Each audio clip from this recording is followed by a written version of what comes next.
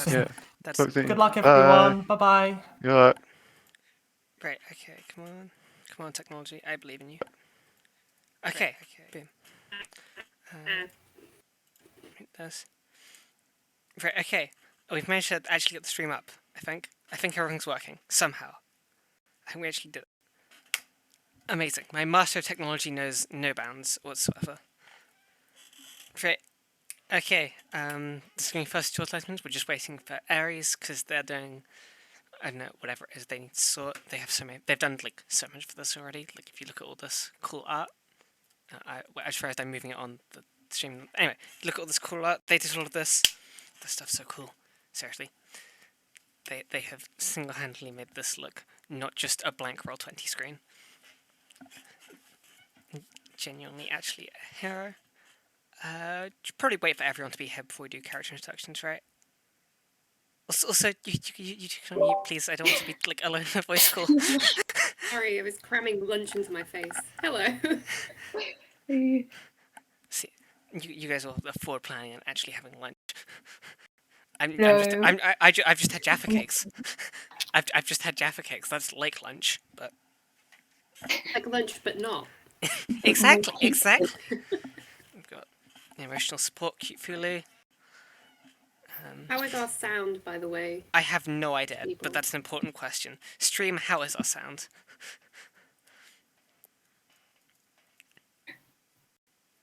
I'm sorry, I have the shame of people seeing the maps. I was very quickly checking to make sure that this was all the right size and stuff. I'm gonna hide that real quick. Cool. Thank you, everybody. Yep. Thanks, Twitch chat. So weird. Just a little bit wild. We are all professional streamers. Yeah, definitely. I mean, this makes like my plans for after uni a lot easier if I can just be a professional streamer. Apparently, easy. I'm sure that's like a job with no undue stress or so much outside of your control or anything, and it's just good and sustainable and completely chill, and is in fact the easiest job in the world. Yeah. Mm-hmm. Absolutely no tons of work went on behind the scene to make this all happen, and there was absolutely no stress or anything in getting it all set up on time, and everything was completely fine. Yeah, as everyone knows, streaming literally easy. We decided to do this like 2 minutes before we went live. That's exactly how all this worked. There is absolutely nothing that you don't see behind the scenes making this all happen at all. Nope, all the stuff just comes out of nowhere. I still need to stall for time. I'm just stalling for time till Ares gets here. How else can I stall? I guess I could explain the system, because I mean, it's not particularly complex. It's like, okay, so whenever the players want to do something that's in doubt, they roll 2d6 plus... Oh, we have an Ares. Amazing. The wonders of time knowledge, technical words. And the point is, we've managed to stall for enough time to get everyone here. Amazing. Hello. Here. Can you hear me all right? Yeah? Yep. That's good on our end. Awesome. Okay. Sorry, that was a quick changeover between Finbar's interlude and me swapping our laptops over. Oh, I've been yelled at. I'm 90% sure my Discord's already on stream mode, because I'm pretty sure I have it set... Yeah, I do have it set to do it automatically. Amazing. I am, in fact... You're a genius. That's why. And didn't If just I disappear press that button. briefly, I'm just switching my internet to something more stable. Yep, that's fine. Oh, okie dokie. Right, okay. So, I should give Ares a minute to make sure all that stuff's ready, I guess. Okay. Yep, I'm in roll 20. I should have flipping into the stream instead of Roll20. I should probably not do that. It's gonna end awkwardly. Right.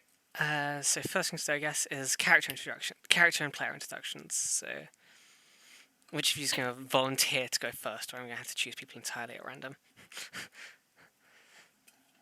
The dice of victimhood. Give me a sec to bring all my stuff up. We'll happily stall for time and be the first person. Yeah, go for it. I don't really know how to introduce myself, though. Just, hi, I'm Alex again. I've just come from Jackbox, and now I'm here. You have managed to not be eaten during the interlude, which is very important. It was eat or be eaten, and I chose to eat. Wise choice, wise choice. So yeah, so I play Amber Astronomer, who is the wonderful goth girl you see on the left. We have 3 incredible characters, and one is just a goth girl, and I think that's very sexy of me. It is very sexy of you. Their class within the game is called a spooky witch, which is essentially they can see some kind of ghost things. I guess we'll get more into that in some way when we understand more of what the setting is. Yes, our Yeah. goth girl, we see ghosts, and I'm Alex. Very professional today. No, this is peak Anything else? professional. No, I think that's a good cover of everything. Right, shall I go next? Yeah, Got my go for it. stuff up. Go for it. All right, hello everyone. You saw me earlier. I'm Aries. My pronouns are they them. And I am playing Dryadi Picaday. She/they uses she/they pronouns, and she's a non-binary lesbian tree person, and they are the home of many birds who roost in their branches and on her shoulders. She has a little nest hole in her torso where her familiar, a great spotted woodpecker, which you can see in the little picture, lives. She loves being in nature, standing in puddles and listening to birdsong, and they cannot bear to see an animal being mistreated or in pain. They have a peaceful demeanor, except when seeing nature being harmed in some way, at which you'll see her more aggressive and ready for a fight side. She can also be quite light-hearted and cheeky, and her main avenue for flirting is through sharing facts about birds.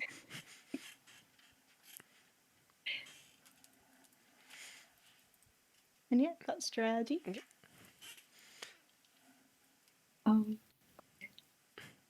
Hi, I'm Artemis, they, he, and I'm playing Heron Lysanum, who uses they pronouns, and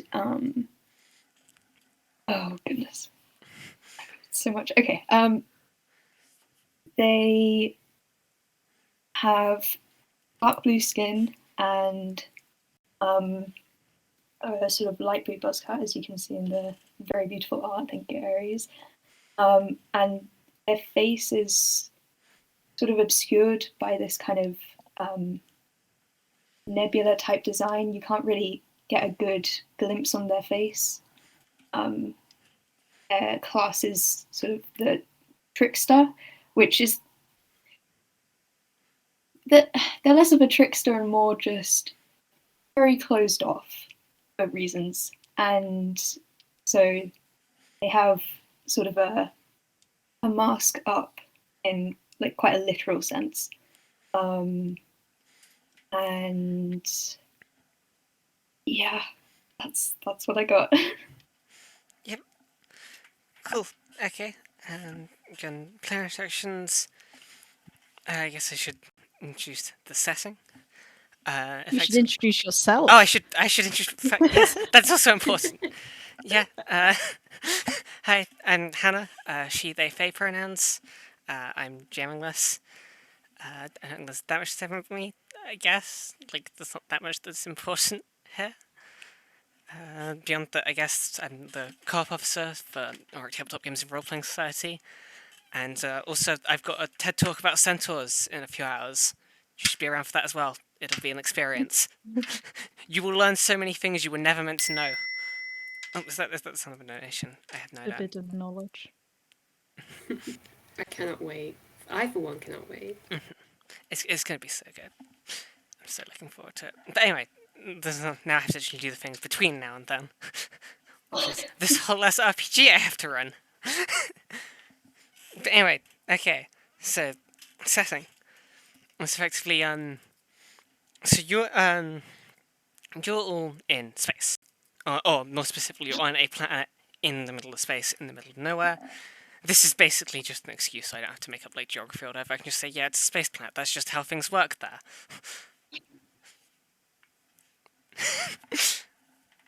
Sorry, I've just seen the donation we've just got sent a little now. Such wisdom, such truth. Finally, someone who is willing to embrace the forbidden topic. For too long, we have avoided talking about centaurs. But that's for like later. That's a later problem, not a now problem. Anyway, yep. God, how do I start? Oh God, say look. Okay, look. I am not a professional streamer, despite what I may have said to the contrary. But anyways, thank you very much for donating $10 and spinning the wheel. That's gonna happen later when we actually have wheel spinning time. Okay, look, I'm just a little stressed. Okay, today has been a time. Today has been a bit of a time, bit of an absolutely wild start. Yeah, thank you. Right. So anyway, you're just on like some relatively chill backwater planet. Not a lot of interest happens right up until something massive interest does. There's a big ass space station that's just landed on the other side of the planet and is like refusing all hails and stuff. And this probably shouldn't be there, so you've been sent out to go and see what the hell's going on, basically.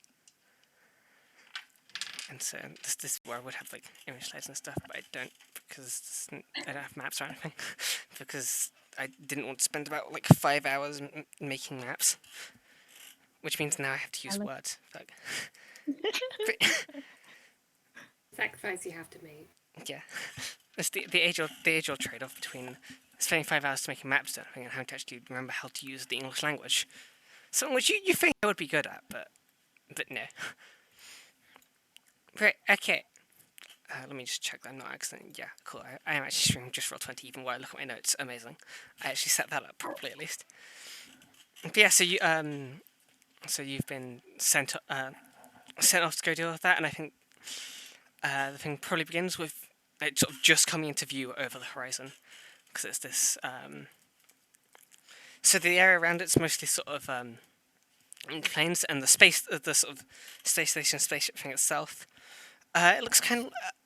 It's not quite a tree, but it's like all made out of It's all made out of sort of metal reinforced wood in all kinds of like ridiculous, elaborate patterns, and it reaches up above the like rest of the tree line by a long way. And it's very, very obviously not from around here, owing to the bit where sort of the area around it has just been flattened by the impact of its landing. And here you can't see anyone or anything in it. Anything. It's just sort of smack down there with no regard for like its surroundings at all. It didn't seem like it was a particularly like well cared for landing. This was just sort of funk. Yeah. So, I guess what do you? Are we like? Has it already landed, or are we it has already landed. You've been like sent to go work out what the hell's going on. Mm-hmm. Are we like on foot? I mean I don't know. Are you on foot, or have you brought some fancy ass transport? I think we're probably just on foot, right? You know. Yeah, unless any of you have like acquired a space one. Yeah. We've got public transport. You just went into a bus and like, hey, hello, yes, I would like to go to the big crash site over here, and through the power of municipal transport, there just happens to be a bus route already. Let me just call an Uber. Utopia. Dryadi is going to look at the destruction this spaceship has wrought on the natural environment, and she's going to just be like, ugh, could they not have picked a better landing location? They've sort of blotted out everything. An absolute disgrace, to be honest. Give us some warning. Found him a space. It's not, in the middle of everything. Do we know much about the planet we're on? Or is this like... we've just been dropped here. I don't think you've just been. I probably know like a little bit about. You've probably had time to get like decently familiar with it, but it's not like a planet of particular interest to anyone for any particular reason, as far as you know. It's just like some small backwater world. There's nothing super interesting. So You're probably no, like. Oh, sorry. Sorry. Okay, So no, like conservation areas or endangered species we need to be worrying about. No, I don't think people have been on this world like that long for that to be necessary. There's just like a couple of like small settlements, but yeah, it's not really like Okay. yeah. So maybe there are endangered species, but no one's like yet gone through all the work of like cataloguing everything. Mhm. They probably don't even know every species on this planet, so Ooh, Let- exciting. let alone whether or not they're endangered or not. And then someone's just dropped a massive tree spaceship directly onto some of them. Amazing. I guess We- we should go and find an entrance, right? Might as well say hello, I guess. Is there anyone outside the spaceship that we can see? Probably not unless you get close, because it's still like obscured by Yeah. sort of what's left of the tree line. And probably to get approach to that. Let's quick march up to this spaceship. Mm. And just try it. So I think from the area you're coming on, you can't you're sort of having to clamber over some like fallen trees and stuff. I think as you get closer, there's not really on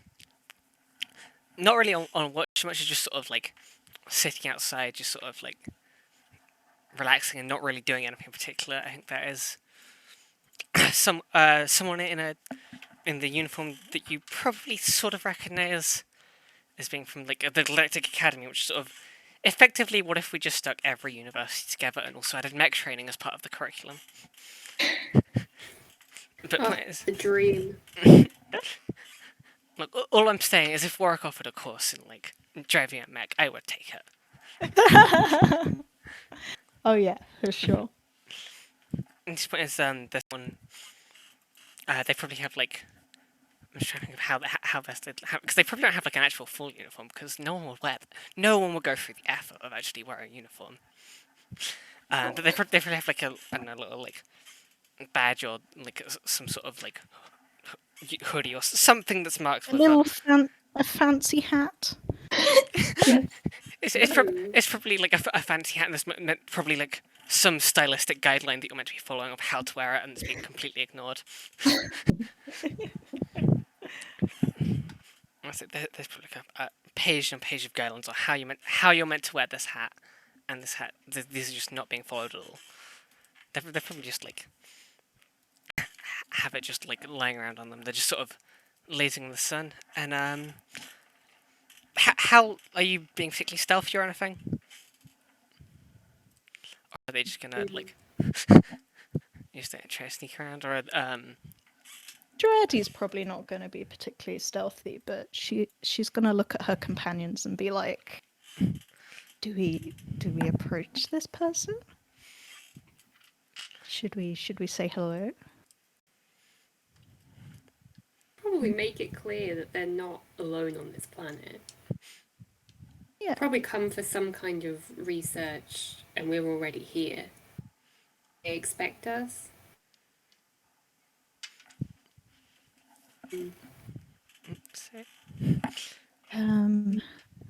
Dreddy will tentatively raise her hand and kind of like wave and say, "Hello." She'll project her voice across the landscape. So some sort of like as soon as she hears them, just bolts upright and just goes, "Oh wait, oh people, oh god, I have to actually like do something now." This very sort of looks like of like, oh god, I have to actually do something now. Just absolutely startled. Did not expect to see anyone here at all. And Are they a guard? What are they doing here? if they're a guard, they're not a very good one, given they were just No, sunbathing. for sure. Sort of just looks over to you and goes, "Hey, what do you?" hello? She looks about as confused as you are, I think. Are we wearing any academy stuff? You probably have some. I don't know if you're openly flaunting it or anything. But you could be, because you will technically been to the academy. Now, is that something you're all proud of, or do you just like? He probably wears a little ribbon or something, but Just a little- Yeah. nothing like overstated. I mean, she's a tree. She Yeah, doesn't you really. can't really you can't really make clothes for trees. They don't really do the whole clothes thing, and definitely not a hat on all their branches. Does your woodpecker have something as well? Oh yeah, all the Oh. woodpeckers have a little hat. It's got like a little chin strap so it stays on. So Yes. precious. All right, we've got this person. Dryaddy's gonna cautiously approach them and say, are you from the academy? Okay, yeah, and I think they sort of tentatively go, yeah, and then they like see your ribbon and they see a little woodpecker and go, oh yes, yes, hello. Sorry, we're meant to be running some sort of research project. What are you doing out here, if I may be so bold as to ask? We've been sent here to find out what you're doing. That just wasn't very useful of them. It's another bureaucratic mix-up. Anyway, okay, come on in. I guess I'll give you the tour. I guess. I mean, there's not really that much to see around here. But yeah, so It's a massive tree. I mean, yeah, but there's not that much I interesting. want to see it. Yeah, there's not that much interesting out there. It's like mostly just like bunks and stuff, and then like a lab. It's not a very interesting tree. It's like made of wood. Is this kind of like Poetry is interesting. this kind of like Dryaddy like walking around within cells? Treeception. No. I guess it kind of would be, wouldn't it? Gingerbread weird. man in the gingerbread house.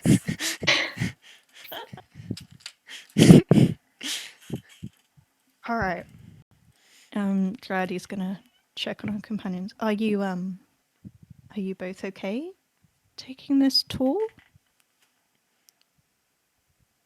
Yeah. I don't see a reason why not. Yeah. You Okay. should keep an eye out. See what's going on. Yeah. It's a little bit weird that they don't know why we're here. And that they just would invite us in. Maybe we should keep a little eye out. Be a little cautious.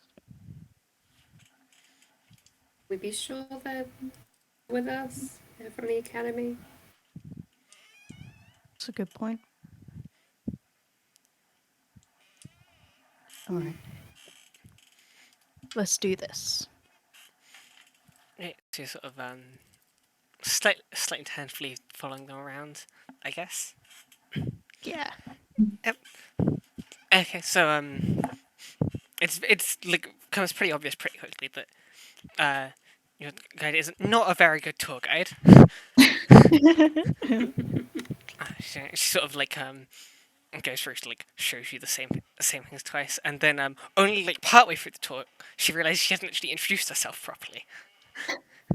And she goes, okay, hello, I'm Ash, she, her pronouns, and then sort of just like I guess she'd like sort of who are you? Yes, hello. Can you do introductions as well? And presumably you do that unless you're planning to like give a fake name or something. Well, Dryaddy will be honest about who she is, and she'll also instruct the little woodpecker. Yeah, and this is Cecil, my familiar.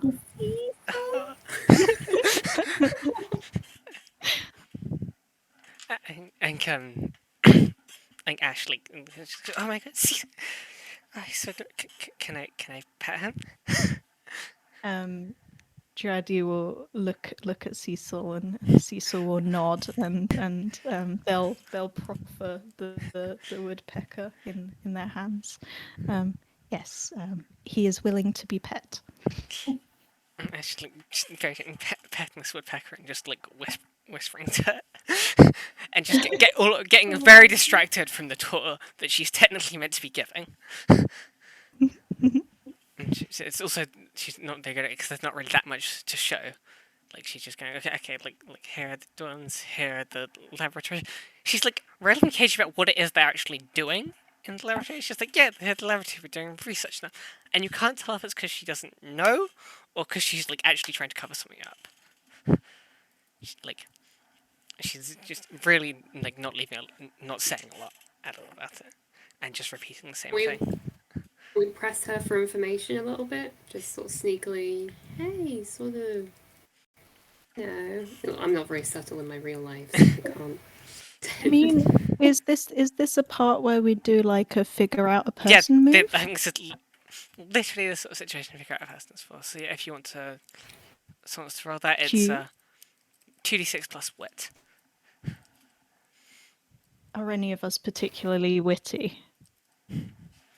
Draddy has a +1. Yeah, I mean, I think most people's stuff nobody really goes had +1. Because for some reason people wanted to like show up the things they've ever had rather than just accepting having a -1 and stuff.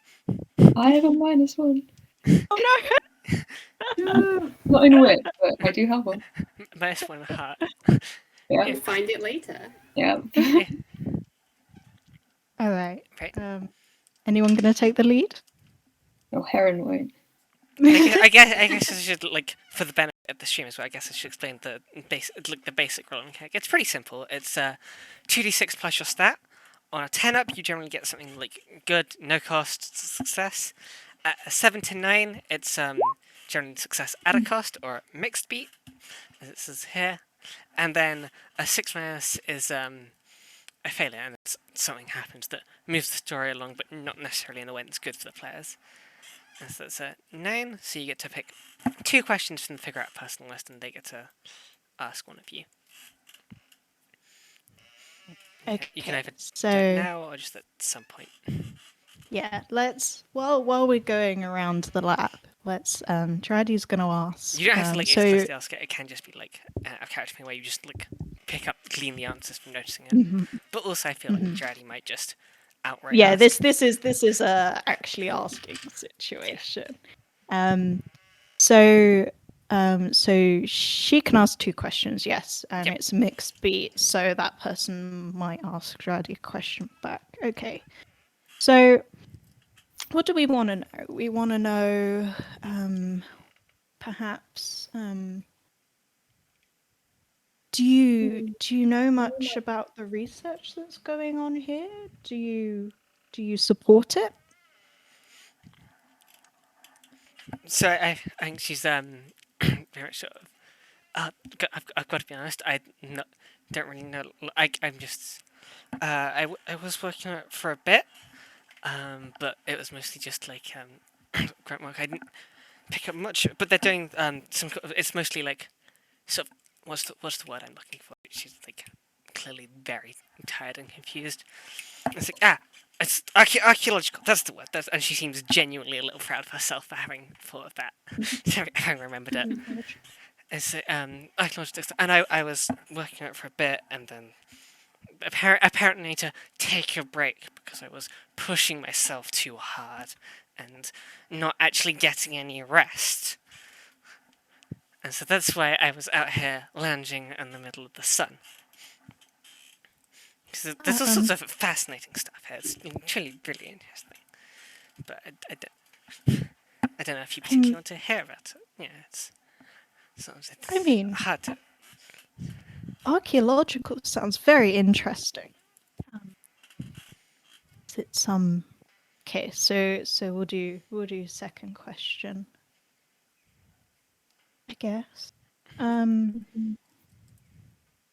What kind of thing are they hoping to dig up? Okay, so they have a bunch of we have some reason to suspect there's some like very, very, very old civilization that has like some kind of remains here, and it's obviously it's quite difficult because they go so far back. It's very difficult to actually get like using standard excavation techniques. We're using a bunch of newly discovered methods to try and like piece it together. It's all very cutting edge research and stuff I actually helped a little bit of the design for. She was like genuinely very proud of that she managed to pull that off. This is like, yes, this is my thing. I did it. She's very like very properly enthusiastic, but not really saying a lot because you don't think they've actually found that much to be able to say anything specific yet. It's like, here's what we're trying to do. All right. Do we see anyone else on our tour at all? Probably not, but you can probably hear stuff from like in labs and in fact, probably as you're doing this, there's probably some mention of like the site, but she says she can't take you there because they're obviously too busy working and might get disturbed, and it's probably not the best for the archaeological remnants or whatever. But I think you do hear some noise, but I don't think you actually properly bump into anyone at all.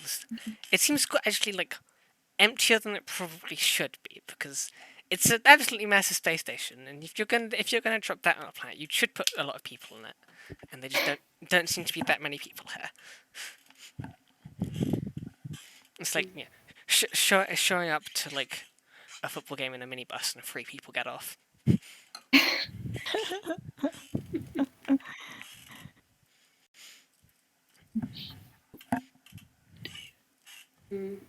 We suppose that maybe everyone's at the dig site. Is that like, it's not going to be in the spaceship, is it? So eventually they'll come back. Sorry, just give me a second. I'm just opening my window because it is far too hot in my room. Okay. All right. So we have a pretty empty spaceship, a guide who's been put on leave because she works too hard. Still doesn't really know anything. Yeah, even though she's developed some of the stuff, she doesn't seem to know much, or she's keeping stuff from us. And some archaeological dig site that we can't visit.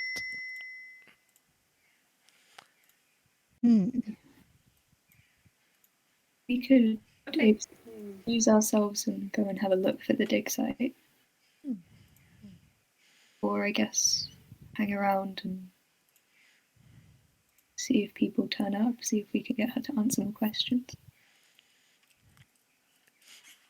So, where exactly is the dig site? Is it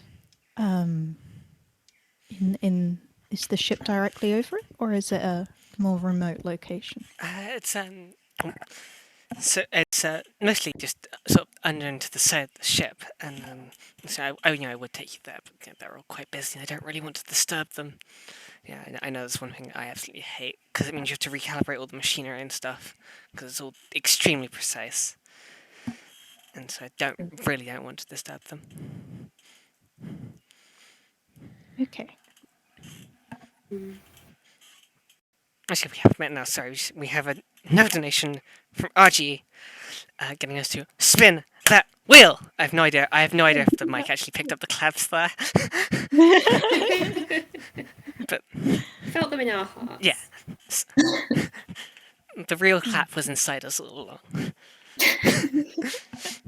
But that's another wheel spin to look forward to next time we have a wheel spin length interlude. Because I think the next one is it's going to be Finbar versus food. If I remember the schedule. Yeah. We can definitely do a couple of spins around it. All right. Yep. Okay. Thank you very much, RG, for that donation. Thanks so much. Okay, so what do we do in this situation?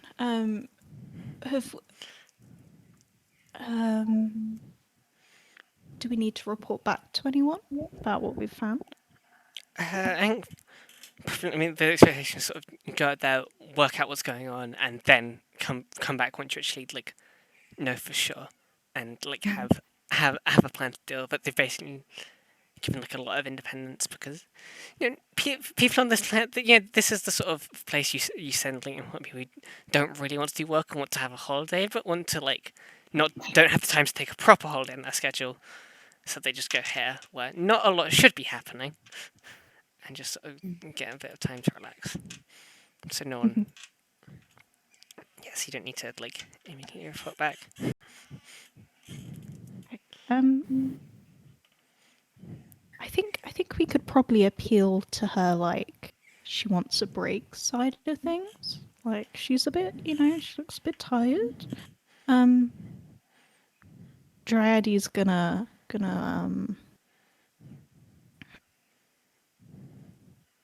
maybe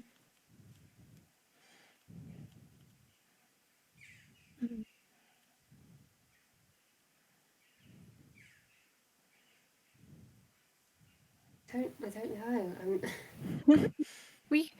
Dryade's gonna say, if you want to go back to enjoying the sun and having a nap, we're happy to walk around ourselves. And she looks like it. She's sort of weighing up the zerd, like give a nap, but also don't really want to leave people unattended, but also want to have a nap. She's like, really, really, really, thinking through this. And I think this is the bit where she's going to ask her figure out a thing question, because on the one hand she's bored, but on the other hand, even sunbathing, like it's nice and relaxing and all, but it doesn't involve just having a great spotted woodpecker to pet and just stick around with and just have a little bird. So she's going to ask, how could I get you, meaning specifically Dryade here, to like stick around and sunbathe with me? Well, and then she'll let everyone else sleep. But she just wants to mess around with that a little bit more. Oh well, Dryade probably doesn't want to leave her companions, but she does love a good sunbathe. It's good for her. Good for her overall health. Get some photosynthesis in. I mean, Dryade could offer a compromise. She could leave her little woodpecker friend with the guide, and then the guide has an assurance that We'll come back. they'll come back. Okay, and I think Ash just goes, look, if you're sure you're okay leaving with me, and then like, the second you hand us to her, she just sort of, like, gives a little almost squeak of delight, and then goes out to just like just like have a rest, a little bird, and then just not have to worry about responsibilities for a bit. I'm seeing you This now. is me. Is this an entice? Is this enticing enough? I think it can be. Okay. I'm not sure whether this will go well. Let's go do for a it. little. Things going wrong can only make the story interesting. Let's. Oh god! We got. Oh no, that was a bad entice. Need to mark my experience. You do get experience there, so yeah, you got that going for you, which is good. I had notes on what to do when things go badly, and I immediately forgot. Okay. Ooh, okay.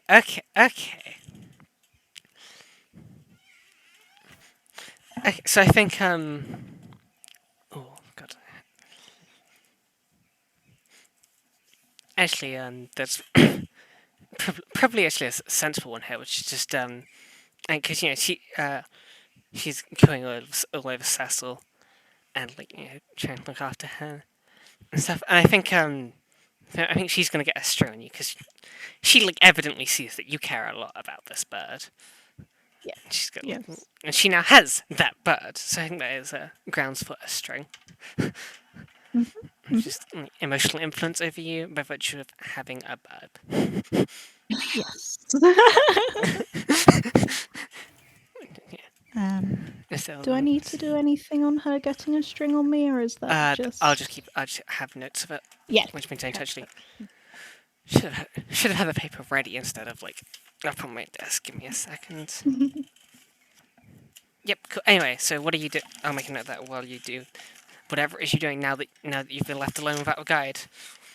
Which I'm sure you're going to be completely responsible and not do anything that might raise. We're any finding fuss. this excavation site, aren't we? The excavation site is outside, so maybe we should, I think, right? So maybe we should explore inside a bit more. See if we can find another exit that's near the excavation site, maybe. I figured, yeah, so they would stop people just wandering onto it randomly. They would have like a way only through the ship. So you're just gonna sort of wander around, and I think there's probably not like that much. This station is probably particularly marked. I think they sort of assume that everyone on it just knows how to get around. But I think there is there's a like really thick, specially marked door that looks quite promising. It's probably quite tucked away. It's probably like not so much actually probably not so much tucked away because this is still somewhere like a lot of people need to go.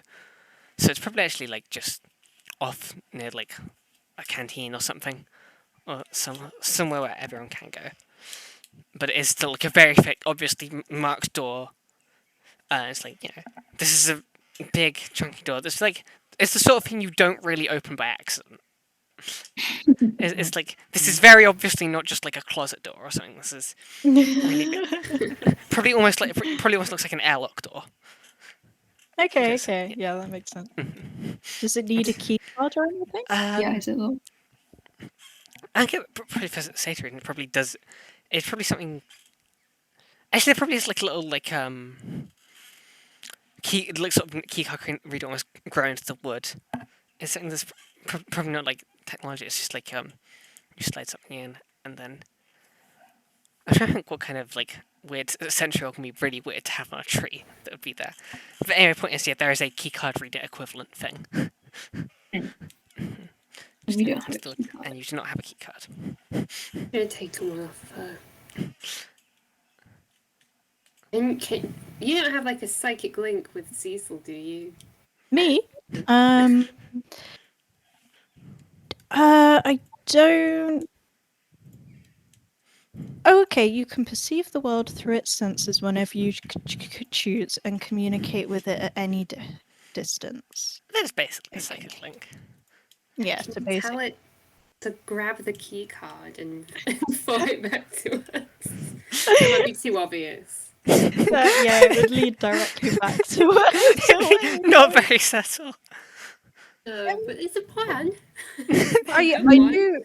I do have another option that I could try.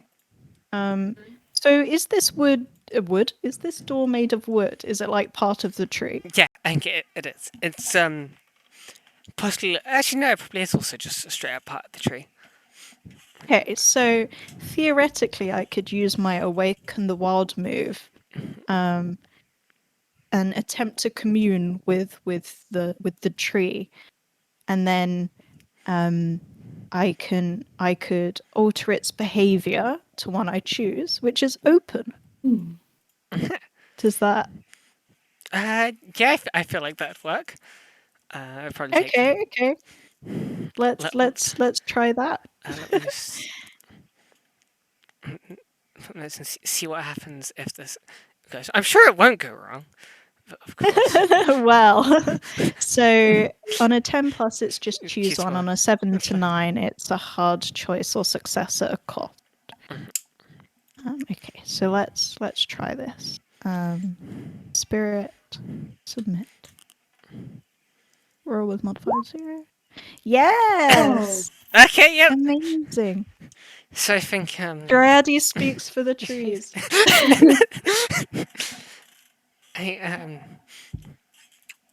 It's like so the key card reader is basically like, as far as this tree is concerned, it's a very fancy way for all the like normal research and stuff to just say yes. But Dryady just, instead of bothering with all that hassle, just asked the tree politely, effectively, and it just Yeah. slides open. Are you Lovely asking? tree, please let us in. You are a beautiful tree. An absolute impeccable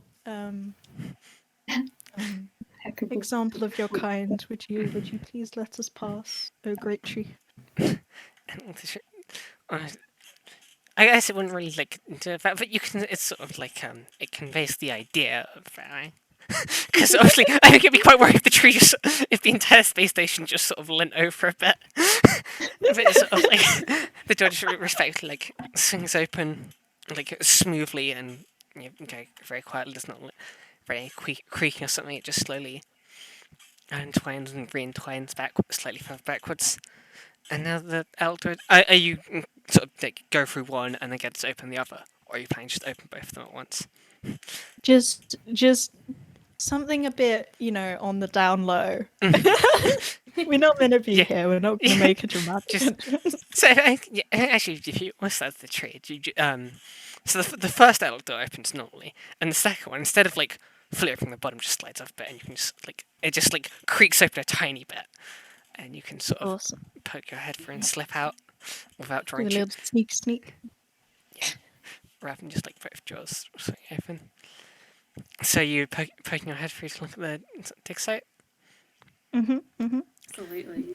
So it doesn't look much like what you would normally. It's the sort of normal image we have of archaeological dig sites is just like a bunch of people like going over like tiny samples with brushes and stuff. But these people aren't looking for stuff that's like just a little bit down, like maybe a few thousand years or something. These people are like, there's a lot of heavy machinery here. There's like sort of drills and scanners and all sorts of things you don't really recognize. Just dust all over the place. And they're actually like looking for something quite a lot further down. And I think there's probably quite a few researchers just hunched over consoles and stuff. I don't think any of them have noticed you sneak in yet. Yeah, okay. Is there like this is probably a good question, but is there like when you go onto a building site, you like kit up into like high vis and hard hats? Is there like a supply of those that like in an outbuilding that we can? They're probably there's probably like it's probably not too much. I think they're expecting like anything to fall, or they're probably like air protectors and stuff. Because the stuff is probably like you couldn't on the other side of the air, like you almost couldn't hear it at all. But here it's like noticeably loud, like the sound of like drilling and like scanner pings and all sorts of stuff. So there probably is like a thing of air protection. So can we grab this and make ourselves look legit? Would they know? Clipboard. Need a clipboard. we're inspecting. Health and safety.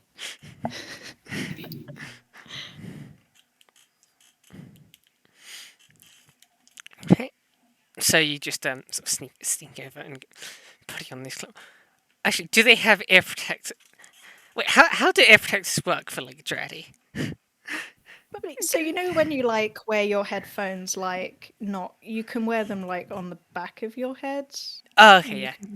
Just like just in a way that avoids all their branches.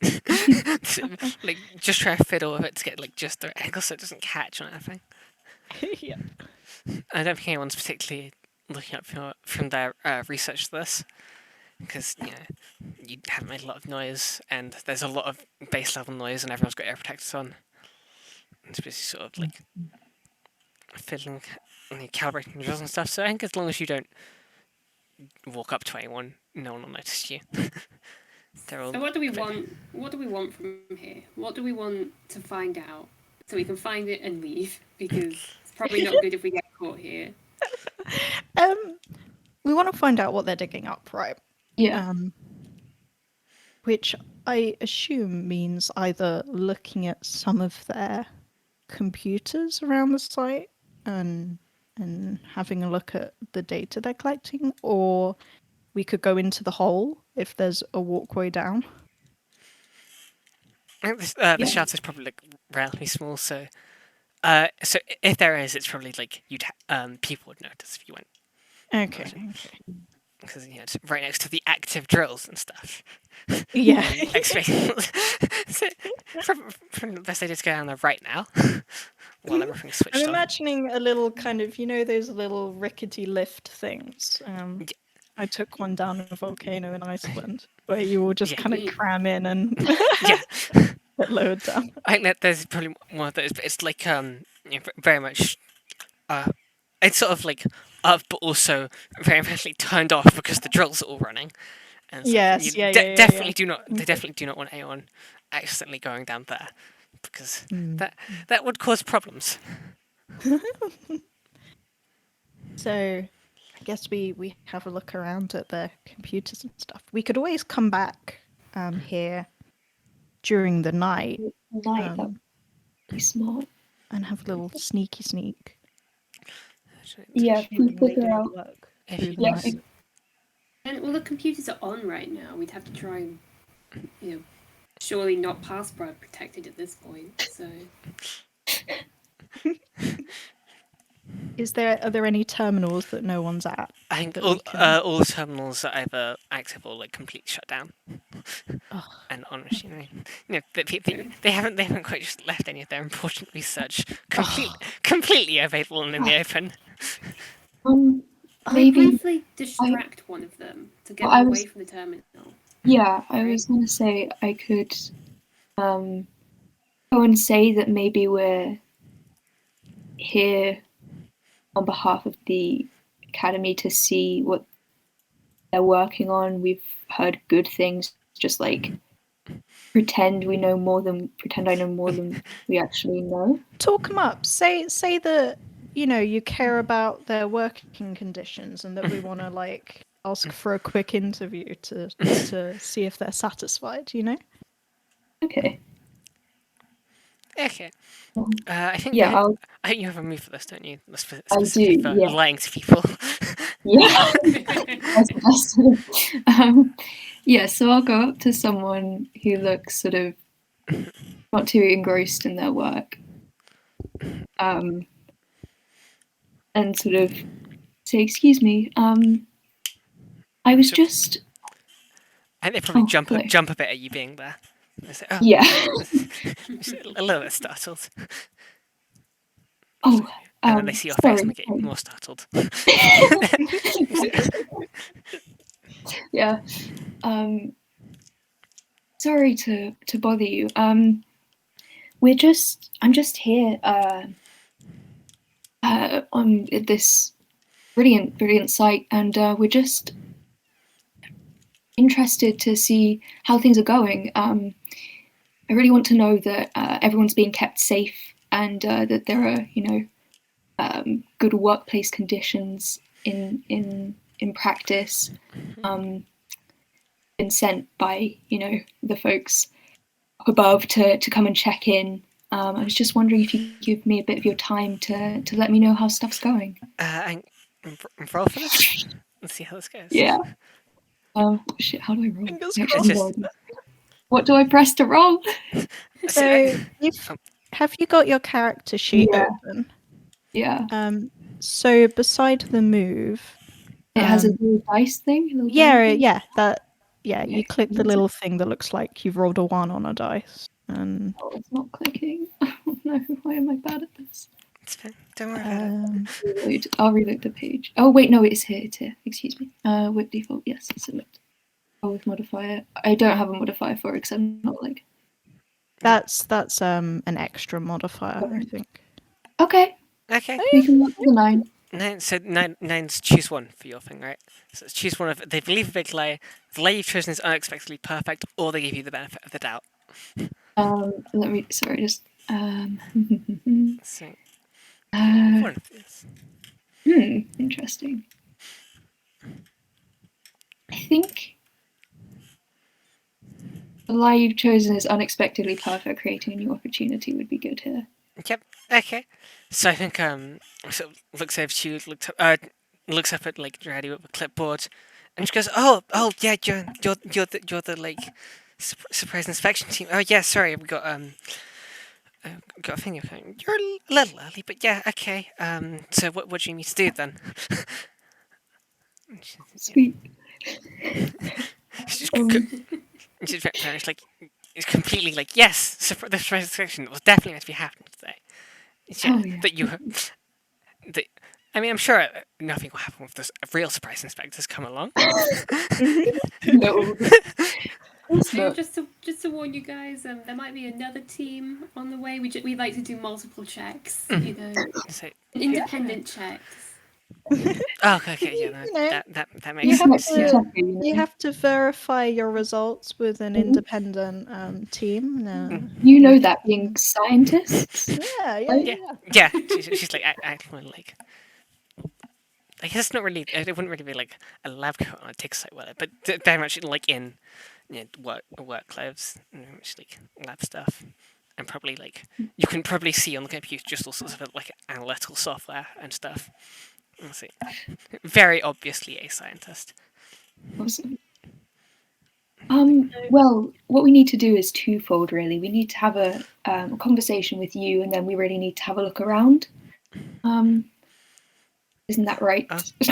Looks at the others. Yes, we will nod vigorously. Mm. Yes, and make sure to explain everything to us as if we know nothing, because we want a really unbiased account of Comprehensive report. full account of what's going on.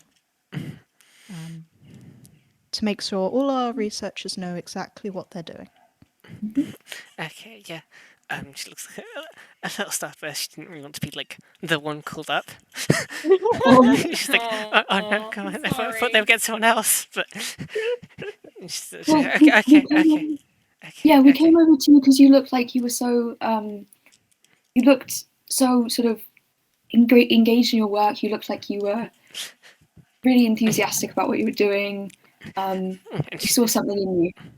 at least sort of like perks up a little bit at that because at least she used to talk about her work. Like she knows what's doing this. So are all of you is she sort of interviewing all of you, or like how do you plan this going out?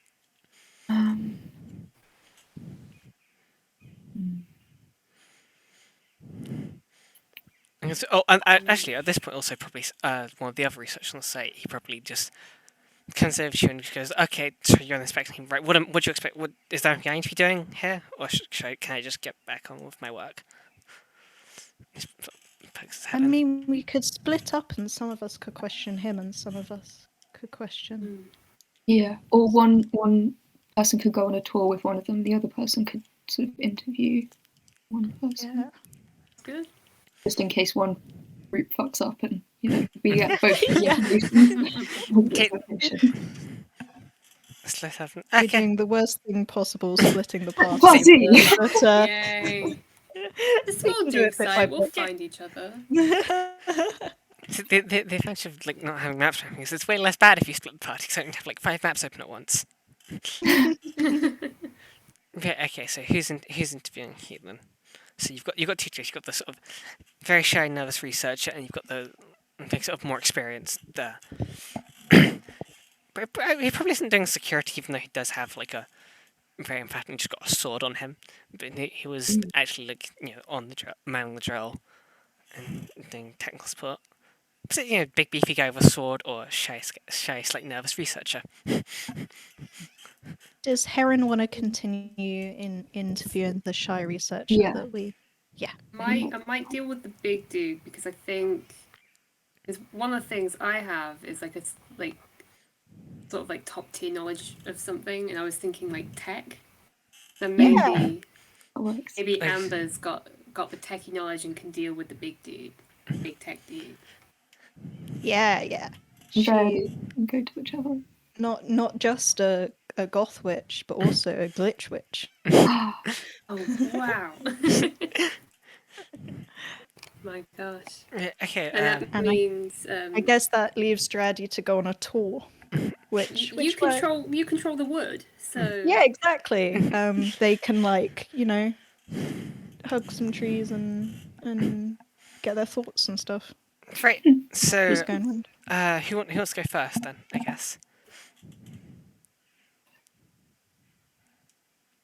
Should we start with the interview? Yeah, I can, I guess, if that's okay. Yep. Okay. So, no, as you trust, I don't think you've taken her off. I think she's just so relieved to just be able to talk about her work and Oh. not anything else. That they're probably just going to start like actually just unloading on you about all stuff. So I think probably the technical detail probably goes over your head a little bit because they're like Mhm. they're very much. This isn't like the introduction for beginners. This is just Well, you interrupt someone and they immediately just start babbling about all the really complex stuff they're doing. It's like, okay, cool. I have no idea what a computer is, but cool. Thank you very much. me Which- every single topic yeah. that turns into talking about computers. Yeah. When everyone starts talking about Haskell, it's like, okay. That's not even a real word, but okay, congrats. I'm very happy for you. Yeah, I'm enthusiastic about But hearing she- people being happy. Yeah. And just, all kinds of like and most of it's sort of scientific jargon that probably just goes not quite sure, but I think you can sort of piece together Mhm. just to what she said. And she probably does like interrupt and go, "Sorry, am I going too fast?" And she's like very sort of almost tripping over her words to say all this. But they do talk about how so they have reason to believe there's like a longer civilization here, and they're using sort of ultrasound and heavy duty scans to try and find like specific remnants that have managed to be preserved by virtue of just fortunate positioning or whatever. And as far as they can work out, something very bad happened to like some sort of single catastrophic event because all of a sudden there's like loads of records, and they all stop at exactly the same time. There's like a long history of stuff in the sediment, and all those artifacts and stuff stop immediately at the same time. And they're trying to work out what happened to them, because catastrophic events kind of a big deal, and generally like looking at how past civilizations have dealt with that can give us insight. And she just goes off on another unrelated tangent. And got all this heavy shit. And one thing she does mention is that I think they found sample, and I think the drill layers almost hit them. And there's like, and she's very excited about the archaeological potential for that, and all sorts of interesting findings. And she's but she's very clear they don't actually have anything yet. But they're close to something. She's like, very much. We've almost got it. We just need a bit more time, please. Okay, please, thank you. Yeah. Touched on the safe thing. And were you just asking about her work, or were you also asking about like safety stuff and like how? I'll throw in a few questions to kind of cover our asses because that's what we said we would do partially.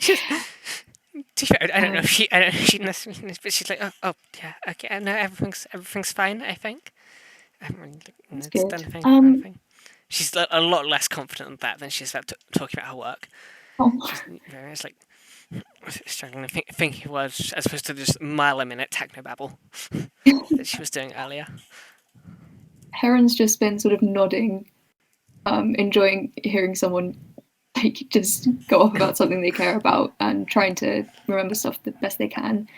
And then they will also ask, so who are you here on behalf of? You sort of everything landed really quickly. This it was a little unexpected, but was everything fine with the landing? Did you who are you sort of working for? Oh, sorry, she's like very such like, but it's my supervisor. I can give you their number. My supervisor at the academy, and it's just like, they'll sort that out. Okay, I am meant to be here. Okay. She's evidently very doesn't really want to be talking about this, but she's like. But she's like, yeah, okay, yeah, no, sorry, and yet the landing, it was a bit of a bump, and but I think it was, nothing got broken. I think nothing of mine got broken at least, and so like it should all be okay, right? But yeah, thank you for your concern. And, okay, and is that all? Only coming on to Amber now? Yeah, yeah, that's all. Do I get a number for like who this? She say her supervisor Yeah. or something. Cool. Okay. You've got that supervisor's number. Thank you. That's all. Heron. Right. Right. So it's Amber now. And you're talking to much more confident, someone who's like evidently more experienced, and also just manning the drill. What are you trying to ask them? I think they're in a more managerial position. I think I'm probably asking them about, what's your team like? What kind of standards and practices have you got going on here? Starting with the safety. Kind of a dealio. So I sort of we take safety very seriously here. As with all academy practice, the welfare of our researchers comes first, and he goes through sort of we've got a new installation system in the drill designed to stop it knocking up dust. We, of course, as you can see, as you've very kindly got yourself into, we all have respiratory masks and ear protectors, of course, because as you can hear, the machineries. Yeah, it's not the quietest in the world. I'll put it that way. Forms to keep track to make sure that everyone's not overly working too long, and make sure that people do actually get some rest, because welfare is important, and we don't want to make sure everyone's knocked out. And we've got signing out forms to make sure no one's doing too much, and I've got the airlock system to make sure that people don't accidentally stroll onto the dig site, because that could be a bit of an issue, make it if they're not familiar with the health and safety precautions. Of course, I see.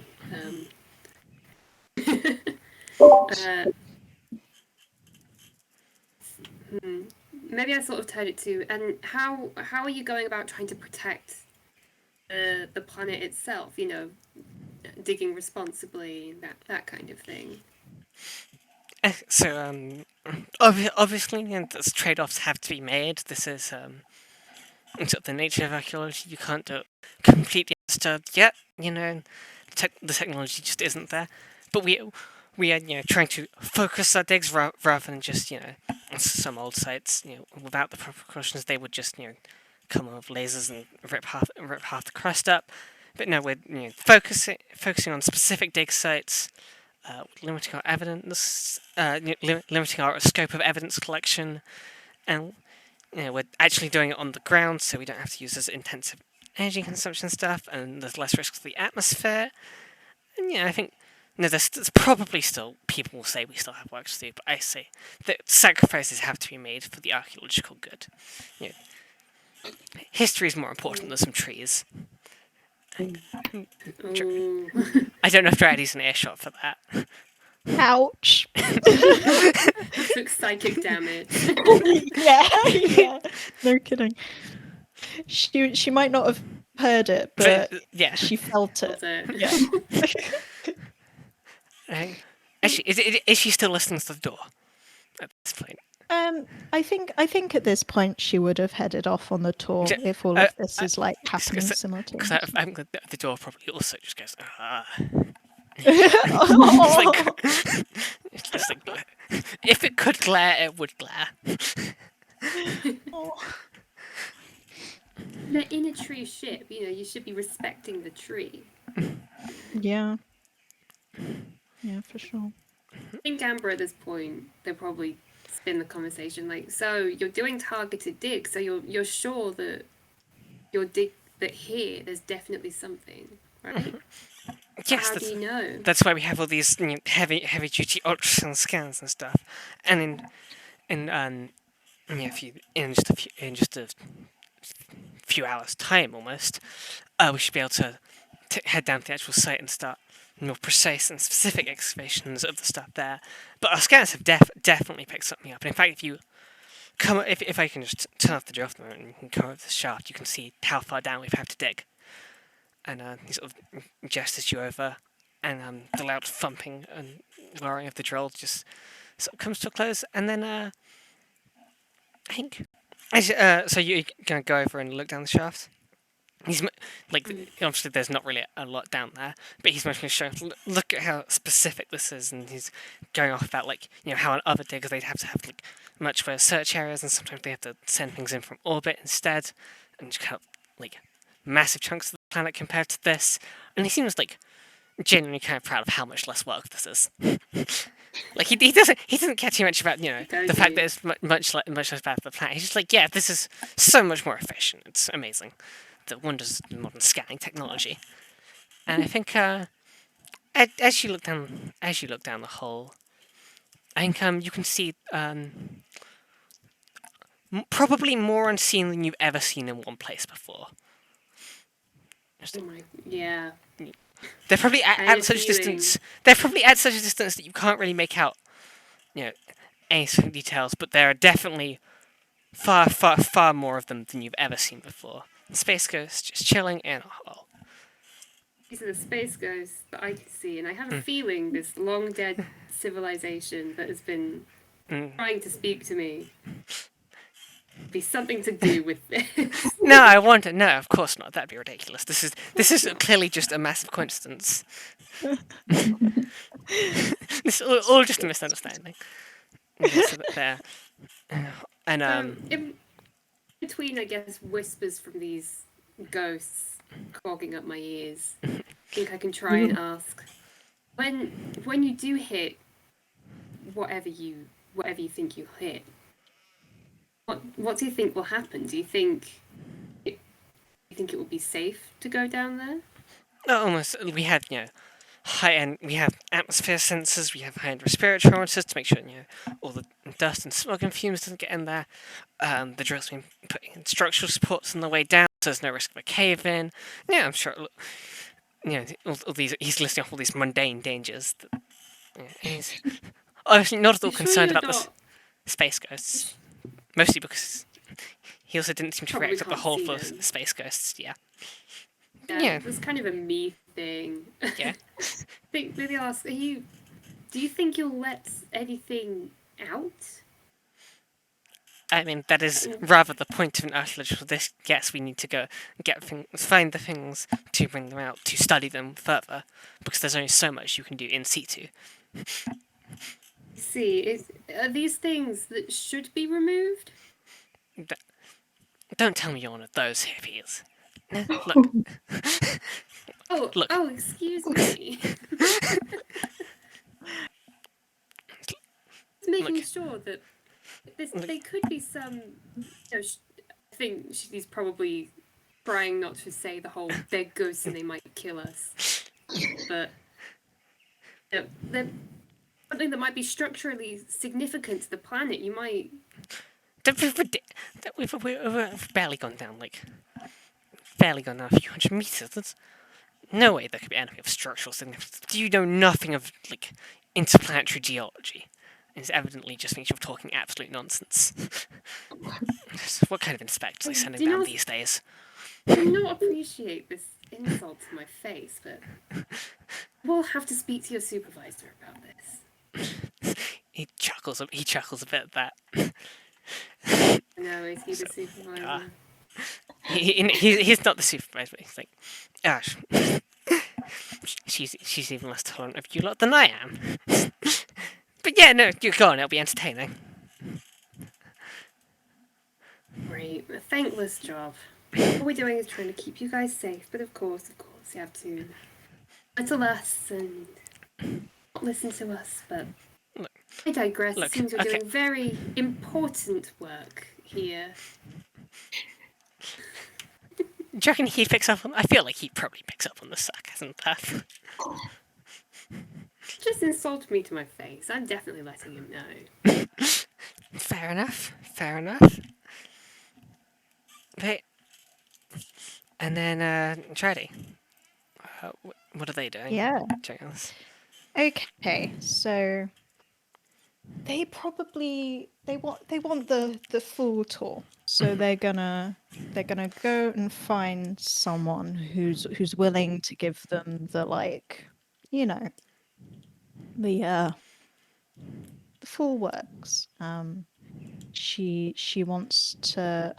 She's also gonna ask Is there a time when we could go down the dig site into the hole? And I think that Um, she says, once it's done and we've made sure there's nothing like that like immediately needs to be removed to avoid like contamination. I think once that's all done, which should be a day or two's time at most, then yes, we can probably arrange for that. Dryady nods approvingly and kind of says under her breath, "You've passed the test, well done."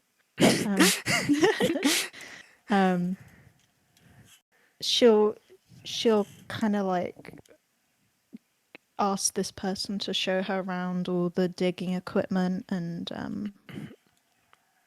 to some of the computer terminals, and she'll be like, "Can you give me a demonstration of some of your analysis equipment?" And it's like, okay, we don't really have any samples of it, but I guess I can show you like the principles of how it works, even if we don't have any actual samples to run just yet. And Yes, so just, yes, no, that would be in perfect. fact, if you just picks up like a little, probably just scrapes up a little bit of like rock, just finds a loose rock lying around or somewhere. It's like, okay, so imagine, if you will, for like, I can only say that there's something contained in this rock, and we need to find out where it is so that we can like, safely excavate it from the rock without damaging it. So we put it through this sensor and bombard it with energy radiation, and we'd be able to work out exactly, we get a full 3D structure of this rock, accurate to within a fraction of a millimeter, and it allows for very, very precise analysis of fracture lines and digging to make sure we can get it out and not break anything. Very And so impressive. And you do this down the hole to identify where you're digging? We use obviously a larger one of these, and this one the like absolutely massive. But these are the smaller ones we do when we have samples brought up that we need to get out of the rock, or sometimes we bring we have ones we bring down here, down the hole. But yeah, so we just use these to get the stuff out. And are you trying to just take notes on how any of it works or anything, or are you just trying to get a load? She will have found a clipboard in that taking outhouse, notes, studiously taking notes, making it look as being professional it's about yeah, it. I'm definitely meant to be here, and you can tell because I have a clipboard. Yeah, exactly. She's gonna take a moment, I think, and she's gonna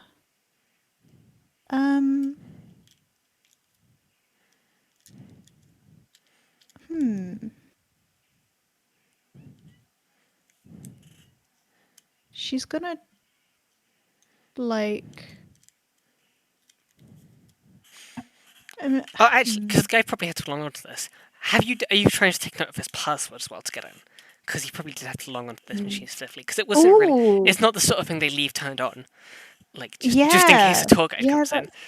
That's a really good point. Yeah. She's gonna write that little password down in the corner of her clipboard so that we can access this stuff later when we come on our own infiltration. Unsupervised inspection.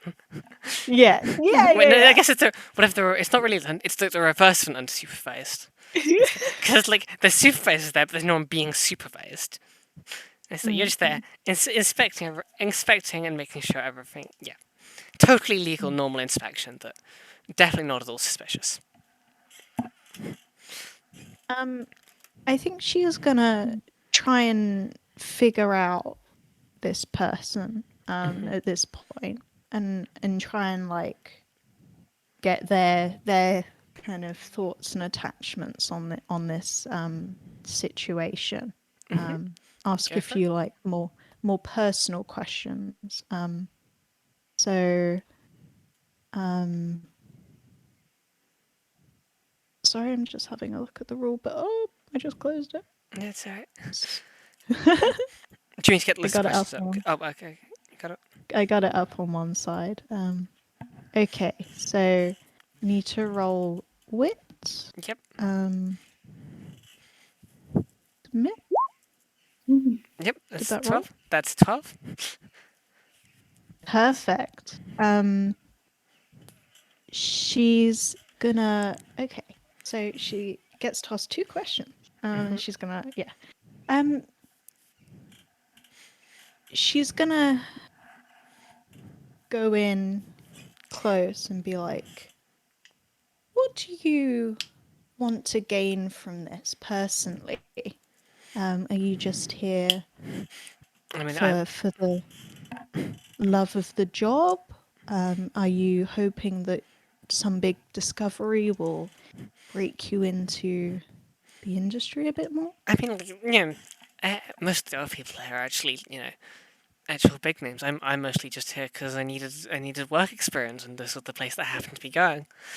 So their names are gonna end up on all the papers and stuff, and all the news and everything if something big happens. And I'm just gonna make my CV will look slightly better. Like I'm not.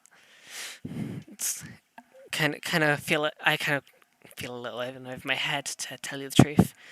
It's kind of everyone else here talking about how this revolutionize something, and this will be the big break things is, and I'm just like, okay, I get to put this on my CV. I guess kind of feels like a waste, but yeah, I'm here now. And I've got to say, Okay. it is nice. But And so you're okay. So you're here on a work experience. So do you have any strong feelings about what's going on here? Is there anything you really like? Is there anything you really dislike? I mean, I'm I just feel trying to yeah. Oops, sorry. remember. If there is something that you really dislike, we will feed this back to the higher ups and try and get something done about it. We're on your side. We're here for your benefit. So don't hold anything back. Don't be worried. We will completely anonymize this as well, so that you know you won't get into any trouble. Well, I mean, I gotta be honest. I did find it, a bit weird how we just, came down clean out of nowhere. Yeah, that was the landing could have been better. It was sort of that bit all seemed very rushed. They were very didn't really leave me time to pack or anything. And then Gerard will nod and say, "Yes, the landing was pretty damaging to the local environment. That has been noted." and well, it's like the work experience here is cool and all, but like a lot of the stuff they're doing, it's not really it's not really my field. It's like I'm here mostly on like here on like engineering placement. I'm here to make sure the machines keep running and stuff. And then they're having me make people tea. They're having me take notes of things and just run them around. And it's just I feel like my talents aren't being utilized properly. Yeah, yeah, yeah. You feel like you're being taken advantage of. Yes, that's I understand. Yes. This is all noted. Thank you very much for your cooperation. And could I get your contact details for the tour in a couple of days' time? oh yeah. We're very keen to actually examine inside the dig site. Yep. Okay. And they give you their name, which is you, and they give you just right like. Are you offering them the clipboard for this, or are you just like asking them to like? I'm asking them to specifically say it, not 'cause I showing them don't the want them clipboard to with their notice password. all my The clipboard with your yeah. all my Okay. shifty notes. It just slowly reads out all the numbers and details and stuff. And goes, I don't know if I'm necessarily the person who should ask the tour, but I probably can. In worst case, I'll just find someone who can, I guess. We very much appreciate your time. I won't keep you any longer. I'll meet up back with the rest of my team and we'll discuss what we found. Okay. Thank you very much for your concern, I guess. And do you mind if I just get back to looking busy? Mm-hmm. success.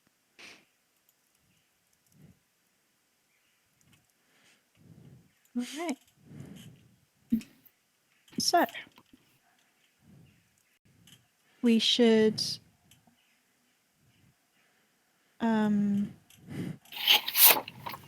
Reconvene and yeah, we should compare we notes. should reconvene.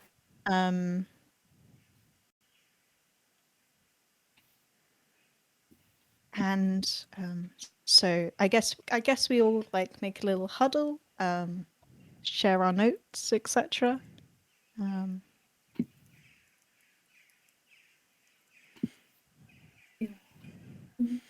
Okay. I just kind of go in like, hate this guy.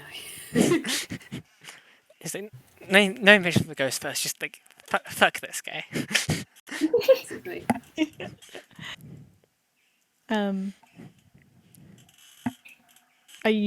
Are you gonna mention like Yeah, the kind of environmental stuff? He did not seem concerned about that in the slightest. I think he knew that he was damaging the environment, but for some reason thought the greater good of the archaeological dig was something to be concerned about. But not only that, you know the unseen, like that are seen to me as more than I have ever felt in my life in that dig site. I'm scared. Do you reckon they're from the civilization that was before, or do you reckon they're newer? I can't be entirely sure. I believe that they're from civilization, from how they've communicated with me before. There were too many of them to even really hear. I think, as a note for later, when we're done communing, I can commune with them and perform a ritual to talk to them, and I might do that later. that would be useful. Anna? Yep. That's can be done.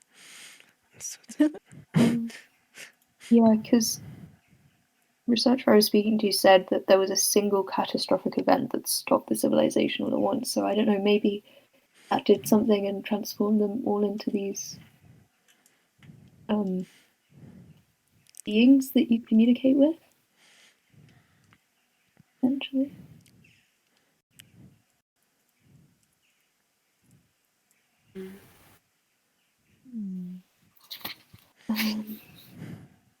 Also, I have the number of the supervisor if we want to get in contact with them at any point.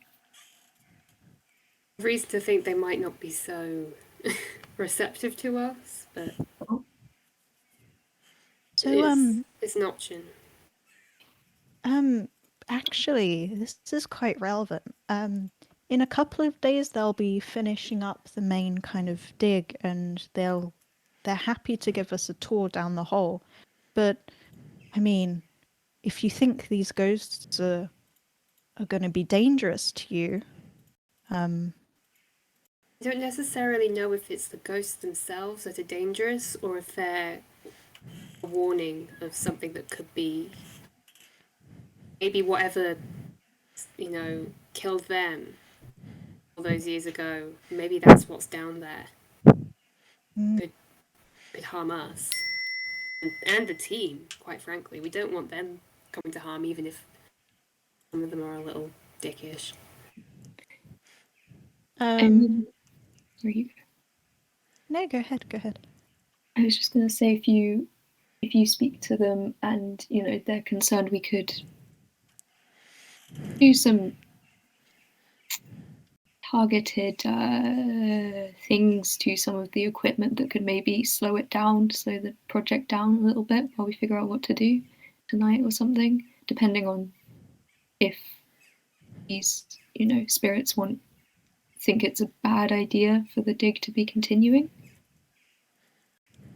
You can get me out of here so I'm not performing a ritual in front of all these scientists. I can try and communicate with them directly, see if this is a warning or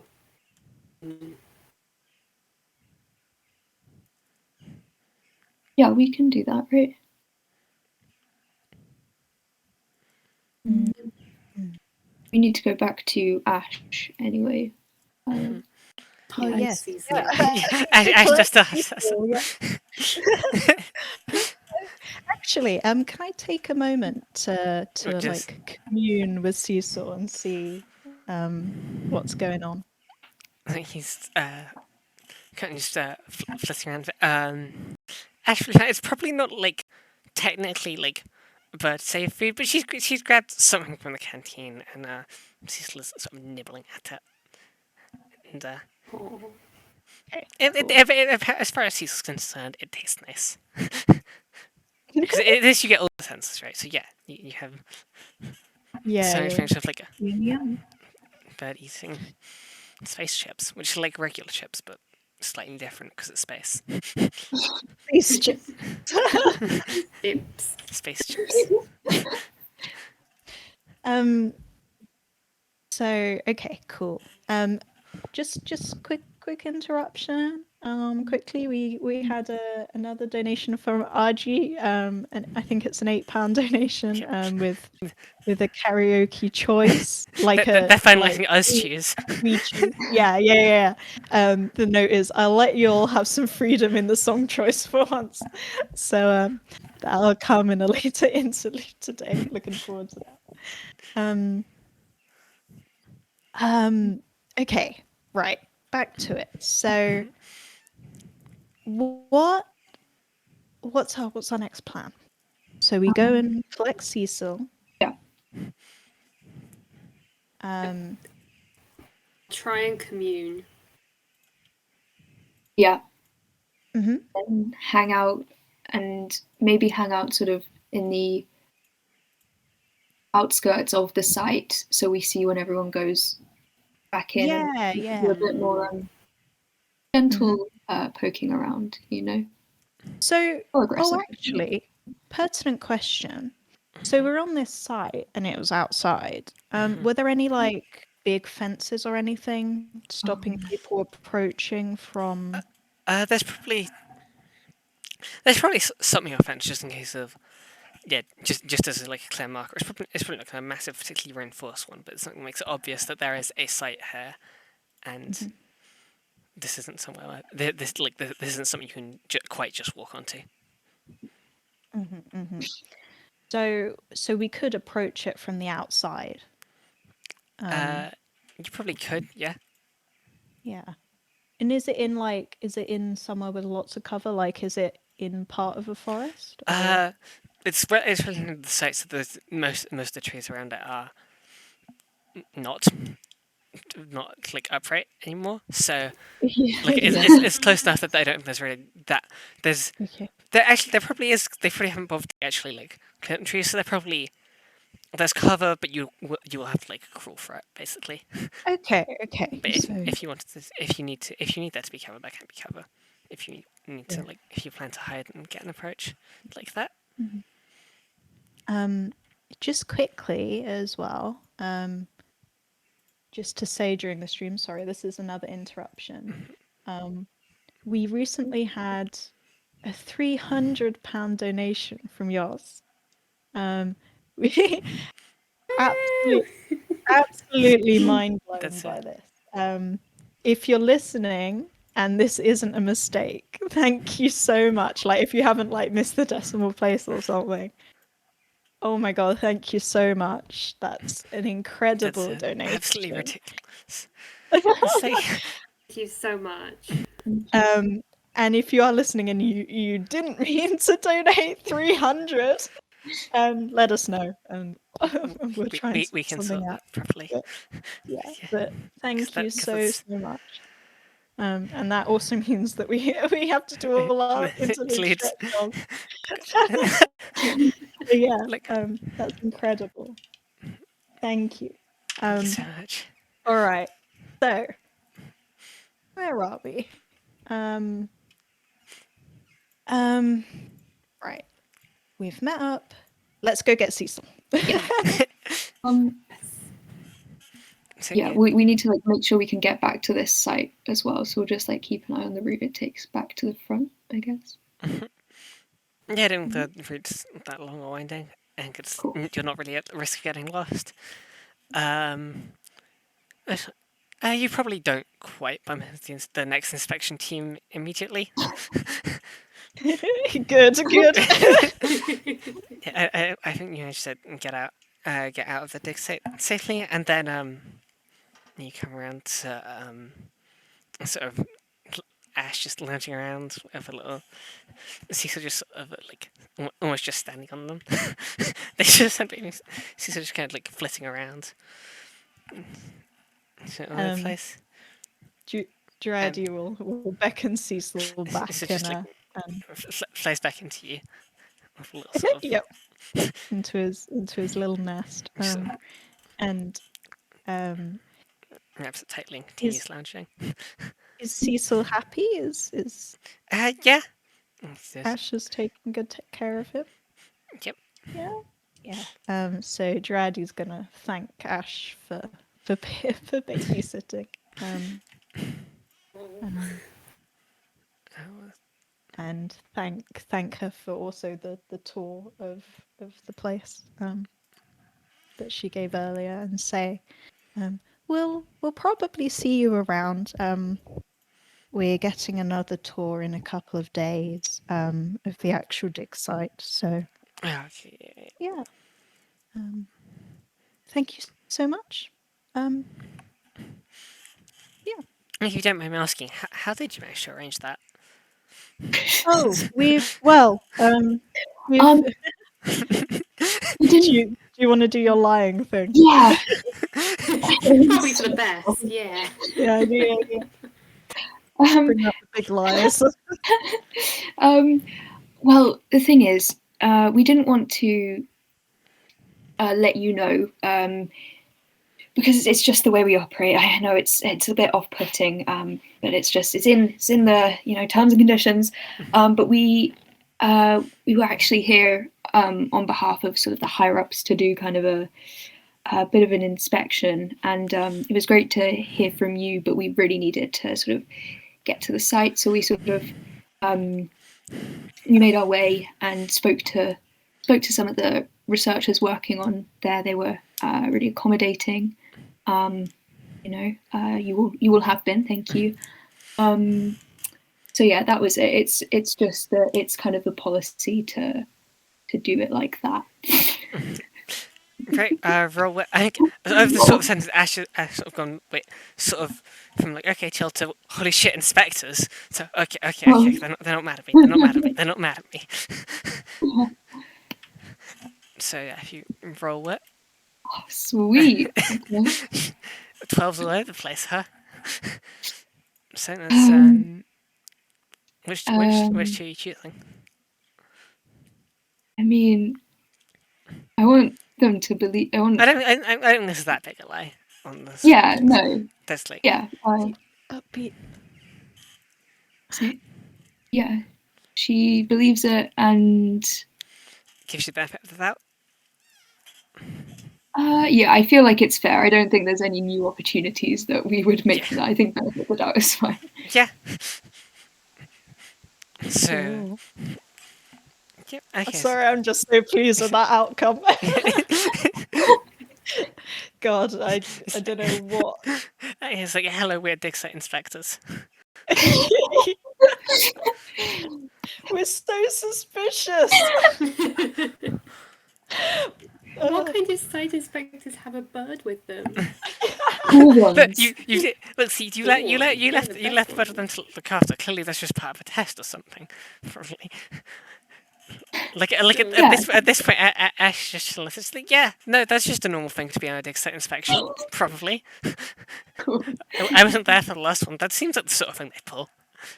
She's just like, absolutely, yeah, cool, dig site inspector. Yeah, no, of course, that's why. And it's just sort of like going through it in her head and going, oh, it all makes sense now. Yeah. Bless Yeah. her. At least our story lines up with both people, like both Yeah. sort of sides of it now, which is good.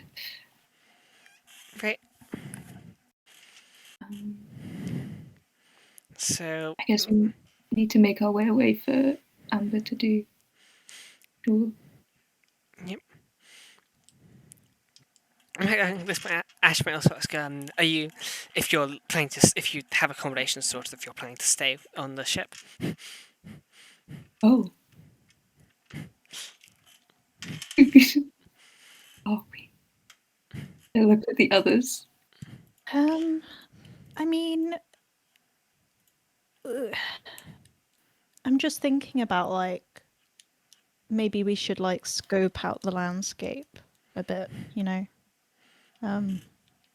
Walk round the perimeter of the ship and stuff. We can still act as if we're inspecting. Yeah, we've got that going for us. Good rolls. The most of it. Yeah, and I guess it would be a bit tricky in case someone saw us. We'll just camp out for this evening, I suppose. Yeah. All right. Should go on a little wander. Yeah, we'll say we're fine for accommodation, but thank Ash. No troubles. I assume we have tents and stuff. Yeah, you probably do. Yeah. You should have like a, On foot. Yeah, we probably live somewhere nearby. Yeah. you've got alternative accommodation sorted. Cool. All right. So we'll thank you for the offer, but we're good on accommodation. We'll exit the ship and pick a direction and walk, I guess. Anyone want to do something before we set off?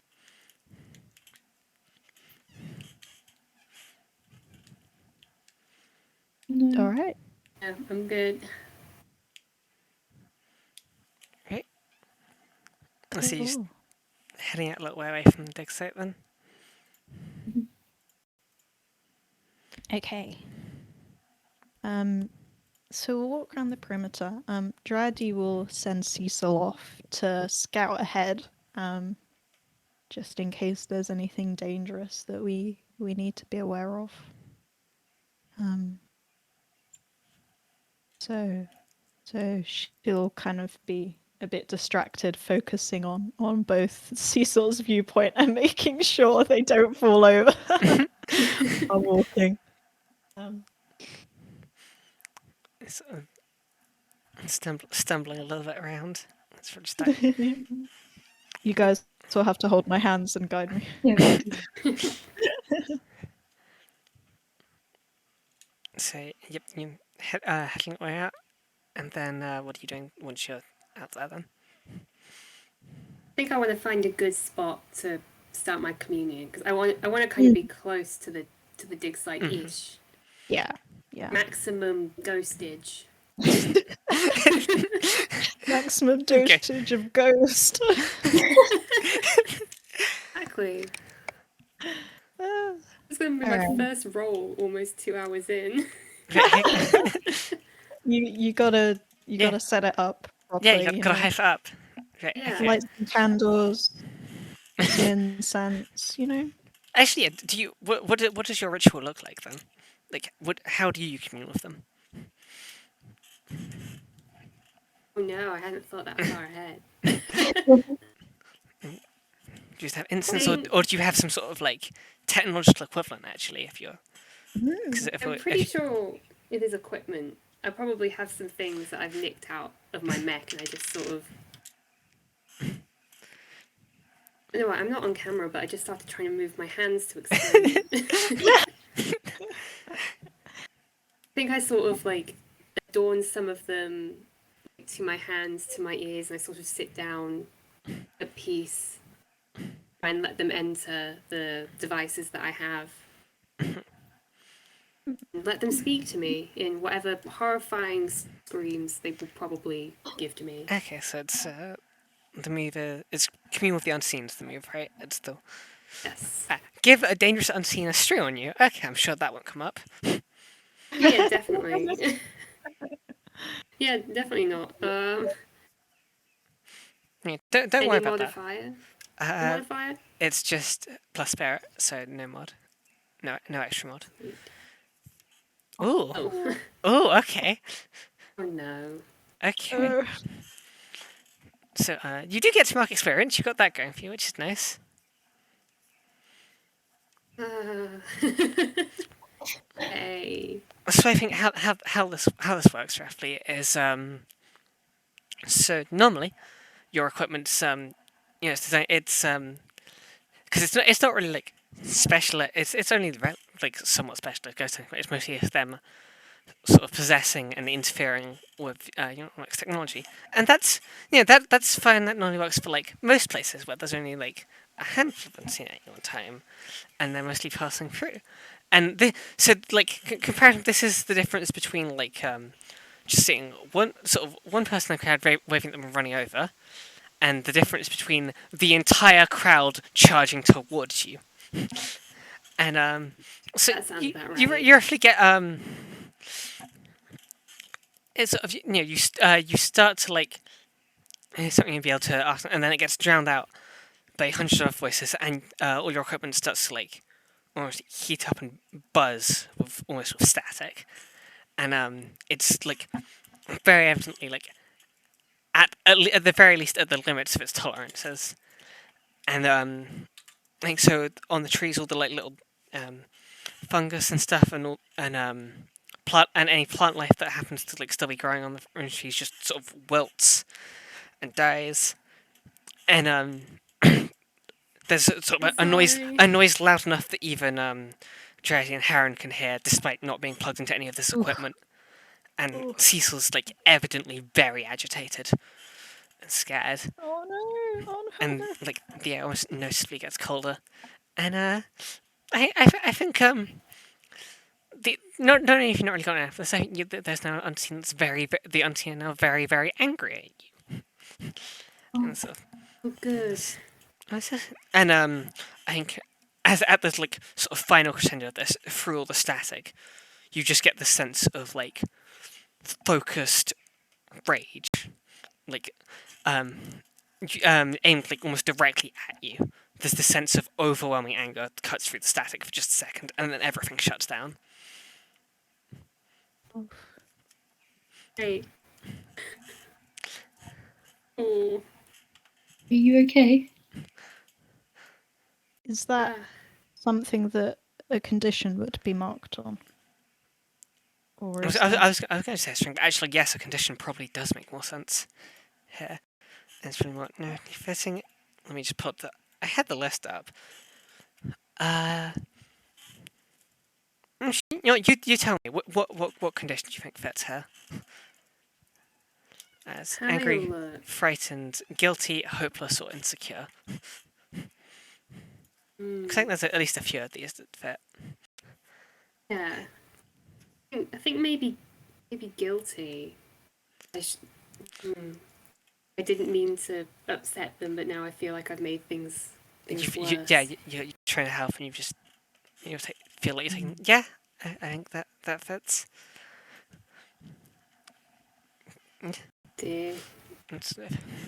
You're trying to help, and you just haven't. Yep. So now whatever's in the big set is angry. I'm sure that's fine. I'm sure that has absolutely no repercussions whatsoever. Oh. Amber, are you okay? I tried. Oh, I shouldn't have done that. I thought I was going to help. I think I might just lie down here for a minute. I think it might be time for Drady and Heron to offer some emotional support. Yeah, that's what I was looking at. All right. Drady's gonna take one of Amber's hands and kind of take the emotional support of like reassuring Amber that it's not her fault. Like the ghosts aren't here because you caused them to be. You're not the person doing the digging. We're here to resolve this. You have nothing to feel guilty about because you didn't cause any of this.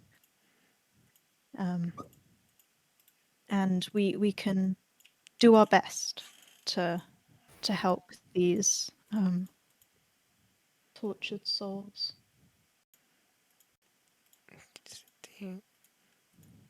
Oh. Right. So We're on a quest now. right. You've got rolling the heart or spirit then.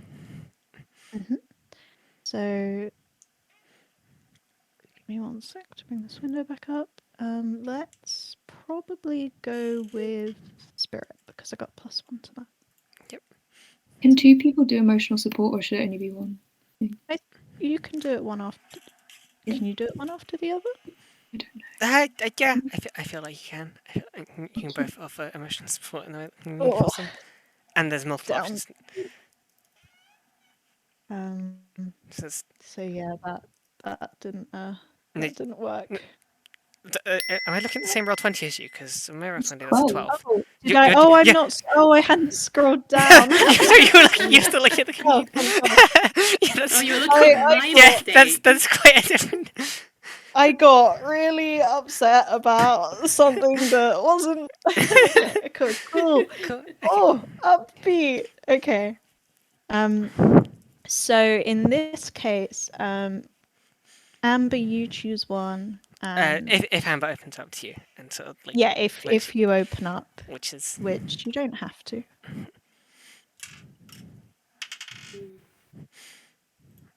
So the things that you can choose if you open up are clear a condition, mark an experience point, get +1 on your next roll, or is it going forward for this scene? it's +1 forward. So it's that's the thing I should actually check because I think it's the rest of the scene.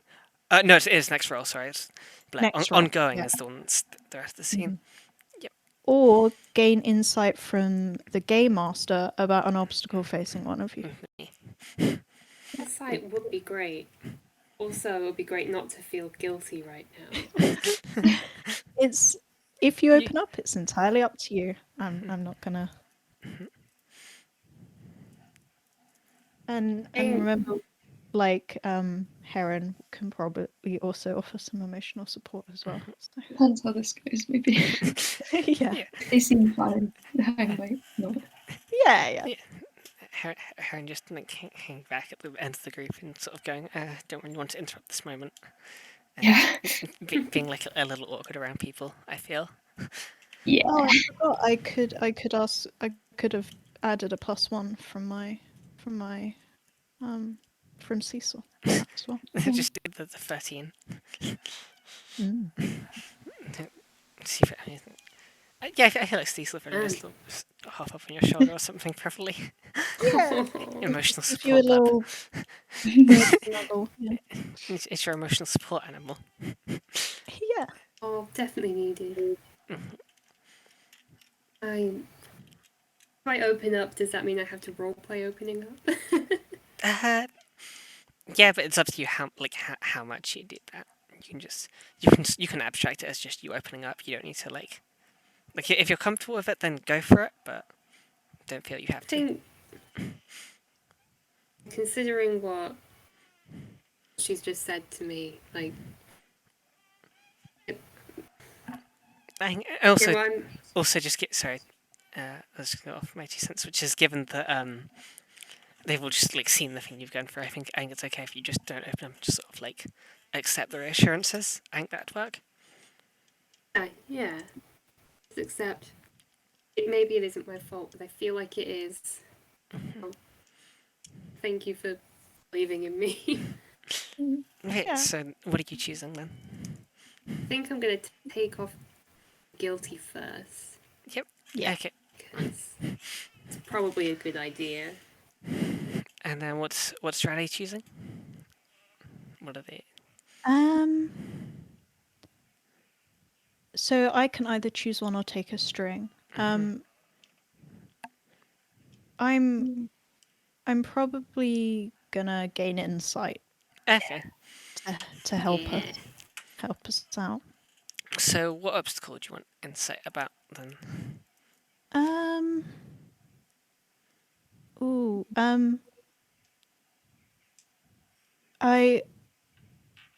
I want to know more about like the ghost as an obstacle to see if we can help out Amber a bit with that. Yeah, okay. Right, okay, you have to give me a moment if that's okay. Well, I just think Yeah, yeah. exactly what I want to say.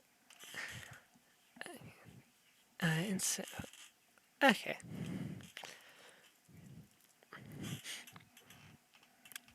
Okay, yeah. So I think we also, if Amber starts like talking about what she's doing on the whole, compared like back in the shaft, the unseen were they were relaxed and just sort of not really doing what, and you couldn't really pick anything out, but there definitely wasn't this level of sort of focused rage. I think they're just upset at being disturbed. Apparently, they're very specifically, it's the fact that something's changed for them that's led to them that led to them reacting like they did, basically. And there's some. So it's if I'm getting this right, there was some specific event. it's more specifically because if I remember earlier in the day, they were the spirits, the unseen, weren't at all agitated or anything. It's very specifically the fact that something's now been disturbed, and you know what's more disturbing than just trying to talk to people, just commune with people, is slamming a giant drill into them. That's also considered somewhat disturbing. Yeah, definitely. Like, all I'm saying is, if someone tried to suddenly just stick a drill through my roof, I would complain. Okay. Dryad is gonna share this with Amber, because Amber knows the most things about the ghost. You know. Kind of my thing. Yeah.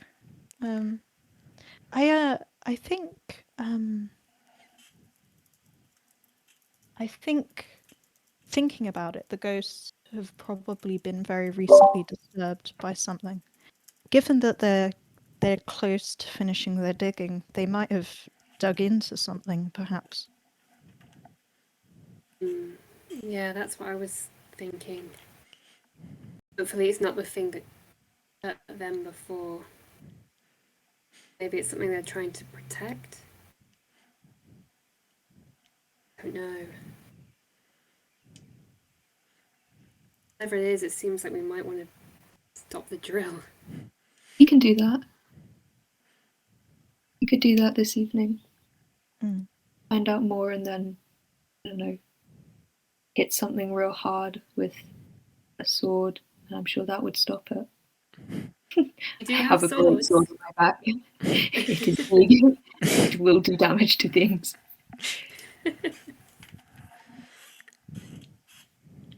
Okay. So our plan of attack is to Literally attack things. Yeah. Plan of attack is to get into a fight and stop the drills happening. Are we still gonna camp out? Are we gonna wait until the night and have a poke around? I think so. Yeah. Okay. And then okay, cool. Okay. In which case, as we've come, I think we're probably going to call like a little 5-minute break, 5-10-minute break or so, just so everyone can get a drink and just have a moment to breathe. Thirsty after Because talking. I have been streaming for about 4 hours at this point, and I need to hydrate. Same. Yeah. Hydration is important. It's time for our personal self-care time. After our character self-care time. Okay. Lesson is self-care for everyone. Should I just leave the stream as is? I probably can, right? I don't need to. Yeah. Yeah, as Anakin said in chat, hydrate or dihydrate. Exactly.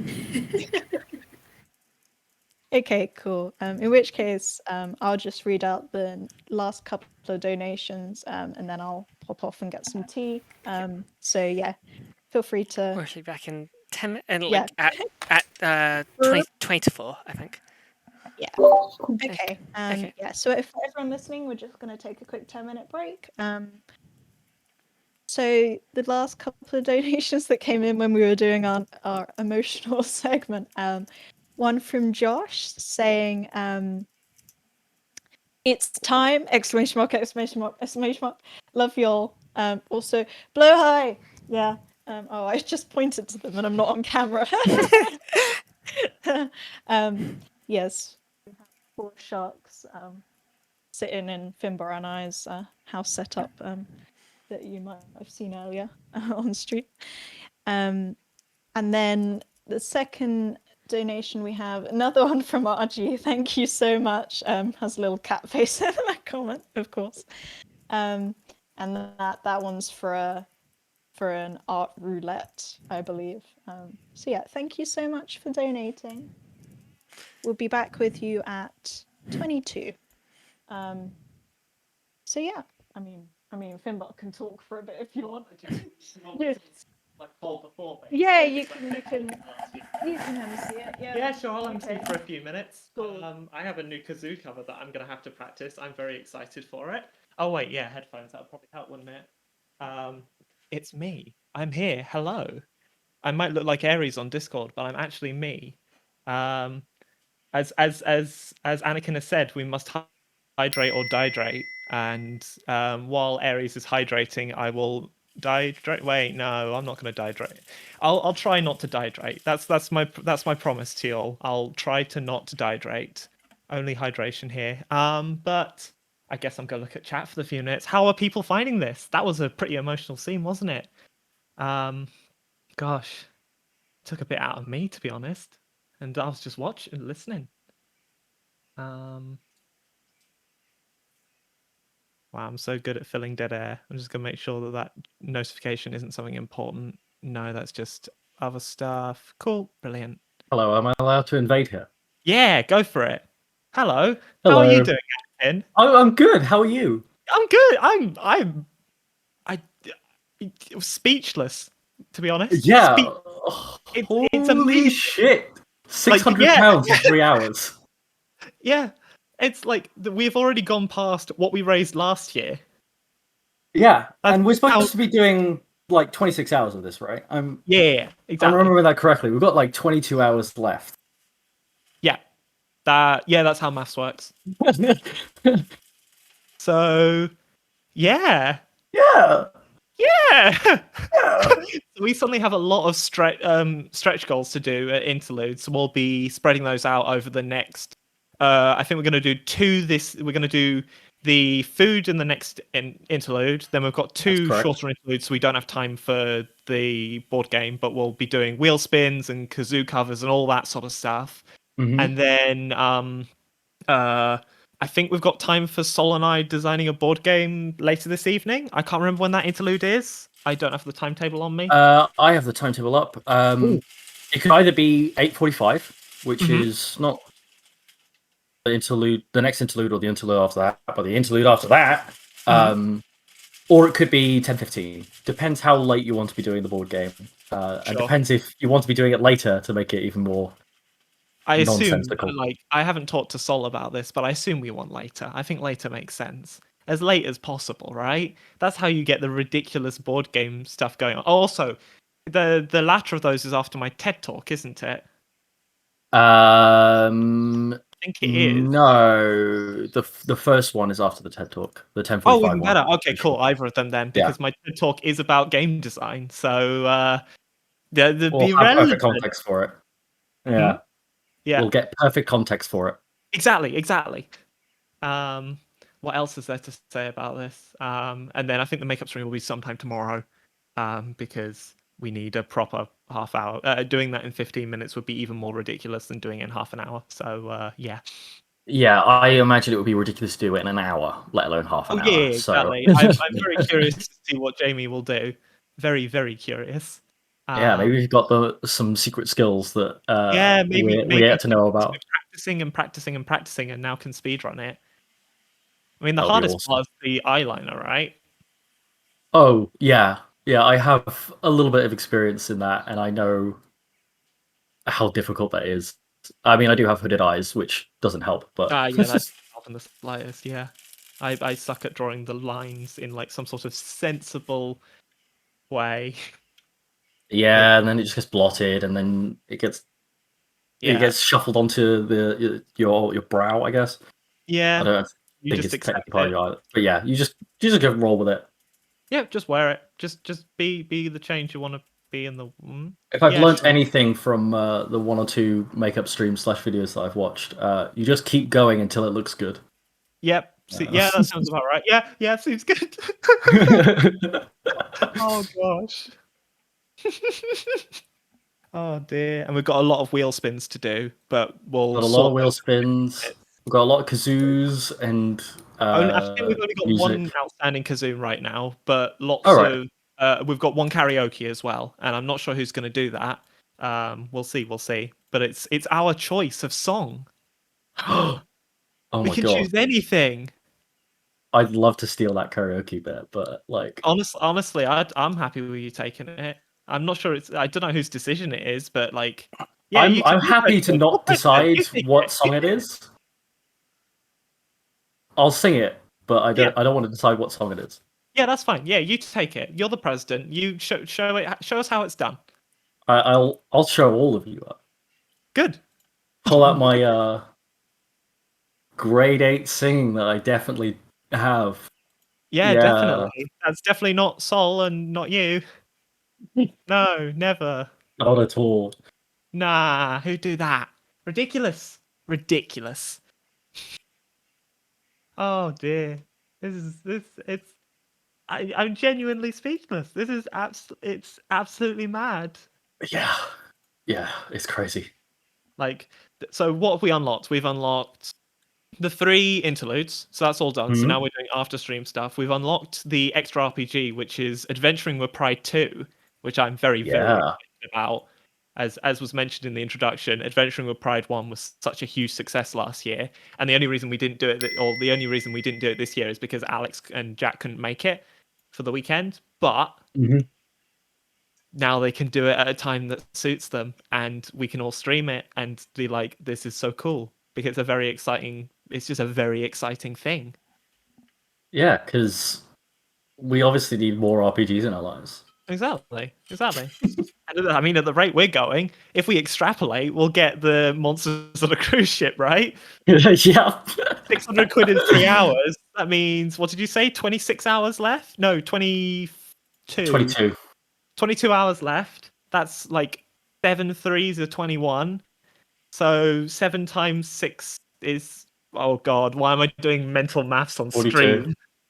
You know what 7 times 6 is, right? 42. Yeah, thank you. 42. So that would be £4,200, which is notably more than 1,000. So yeah, we've extrapolated. We've got it. We're gonna get we there. probably need like another 15 or so donation goals. I We'll don't work think we'll be working out all of those. I think we might add in a couple. We'll see. We can work. Yeah, we'll see. We have the list of rejected ones. Also, I'm enjoying Andromeda's comment here of just buy an actual cruise ship and some monsters.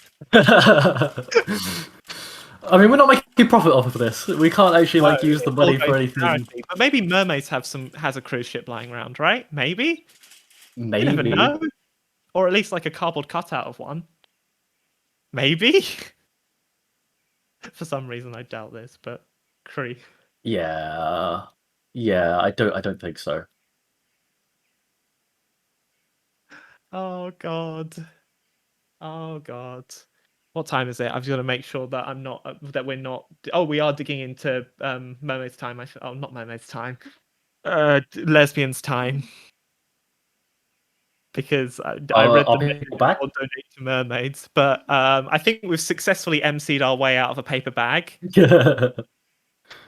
But yeah. Oh, and lovely Artemis is back. Ares is standing behind me, excitedly eating some bread. Is it Okay. good bread? That's good. It's good bread apparently, just in case the mic didn't pick it up. I don't know about Hannah. Okay. Alex has been here It's been listening a to while. us try to do words. Are you back? I didn't want to Hannah? join in. That's Hello. fair. Welcome No, back. feel free. Yeah, absolutely. I'd say it's the 3 A's, but my name doesn't begin with A. I'm just pretending to be someone beginning with A at the moment. It's okay. As long as you believe in your heart of hearts and you can join the A squad. Aww. But I'm too busy managing the F squad. All 2 of them. F, yeah, it's a big F for the F squad. F's in chat. F. Oh dear. Hannah, are you back? That thrilling silence suggests not, but that's okay. We can we can do stuff. fill air. We can fill air. Do we have any wheel spins left? Yeah, we have loads of wheel spins left, but we don't really have the time to do one now.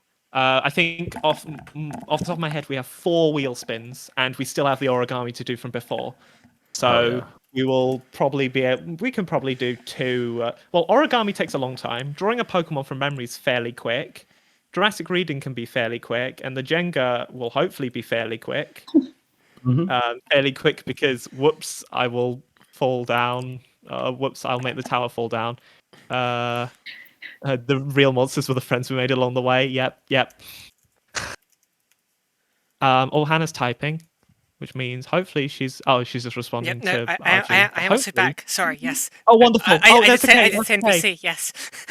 That's fine. It's fine.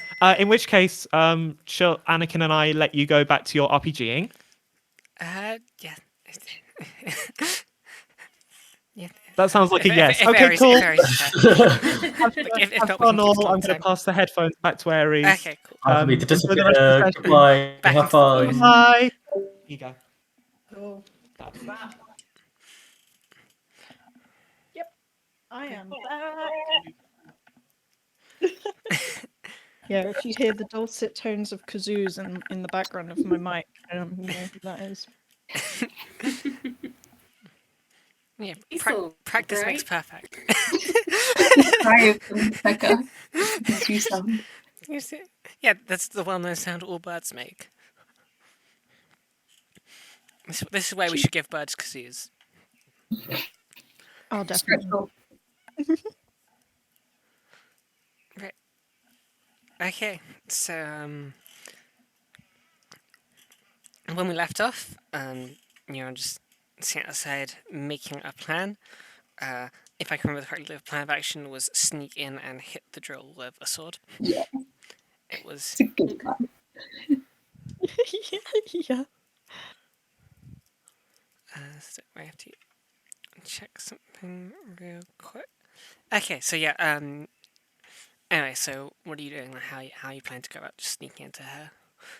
What sort of time of day is it? I Is it think, getting towards evening? I think at this point it's probably at least the evening, but you can probably wait around. If you want it to be later, you can just stand around in the field, providing emotional support to each other, Yeah, and just like relaxing for a bit while yeah, you pass the time. taking some chill, some us time. While the sun goes down. I assume the diggers and stuff are still going at this point as well. We need to wait for them to quiet down. You can probably be able to hear when they stopped, even if you were like a mile away. It's, from down here where there's not like from this angle where it's not blocked by the ship, it's a lot noisier, and you can very much hear it echoing around the place. Actually, that's a good. I guess when we hear it stop, maybe we give it half an hour and then we head over because we assume that people would probably have headed off at that point. Yeah, you got a very easy way of working out how people are. Right.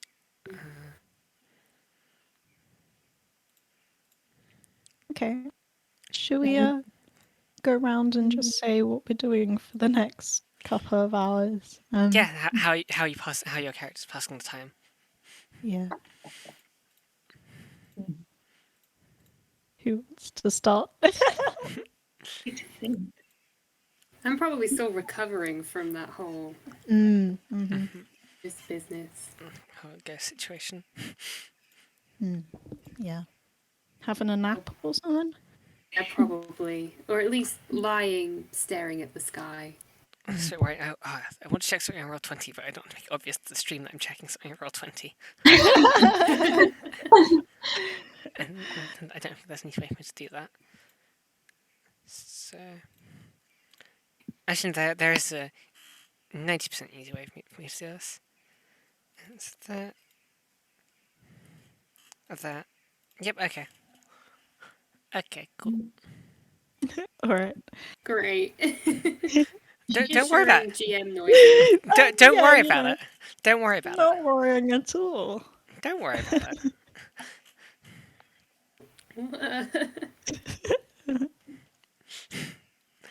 I really want to try and commune with them again, so I'm not. I think I'm just kind of emotionally recovering. Just take a minute, just breathe and chill and process everything. Heron, oh, sorry. Let's go for it. Sorry. It's fine. I think Heron will be very quiet, as they normally are, and we'll go about making some kind of snack or food enough, like sort of something for all three of them to have. Try and figure out if, I don't know, if they know sort of what stuff the others like. That's kind of partially the thing. They like this is very much acts of service.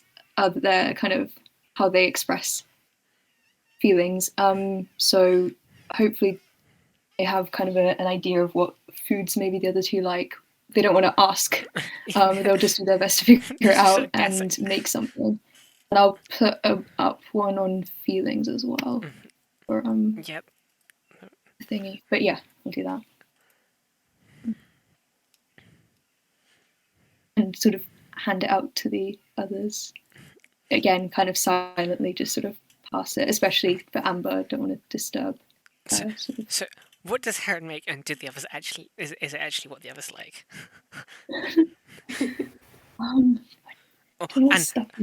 Does Heron do something for Cecil as well? Oh yeah, absolutely. He's got a little like couch of birdseed or something. I don't know what food they'd all have with them. Probably just like basic kind of rations. I assume we all have like a little backpack on us with some, you know, like dried foods It's and just whatever you decide to put in there. I don't expect to wait for long enough that it needs to be like. You probably still have like a couple of sandwiches or whatever. Yeah. Like you want. This isn't like you need. This isn't like here have military rations that are going to keep for like a month. Yeah. They don't plan to leave you away for that long. They'll just sort of make some sort of like sort of trail mix kind of thing, I guess, then for all three, including Cecil, of the others, and just with just whatever dried fruit or nuts or chocolate and stuff. Just try and put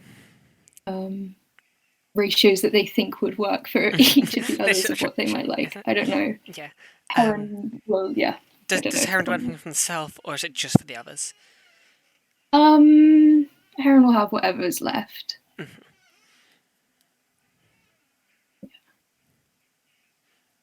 Right. And then what's Strady doing? Dryday is tending to her physical kind of needs. She's finding a puddle to put their feet in, to slurp up some water, and just kind of standing in the sun and making full advantage of the rays before the sun goes down later in the evening. And just kind of generally like being at peace in nature. And I mean, she could also be trying like making friends with local wildlife as well. Yeah. If there is any. I think there's a couple of things that do like sort of poke their heads out of the forest as it starts to like become dusk. I think they're probably all driven away a bit by the massive crashing spaceship. I think some of them are starting to poke their head back in. And maybe like a little squirrel or something runs up to Drady. And probably also one sort of sneaking towards the trail mix.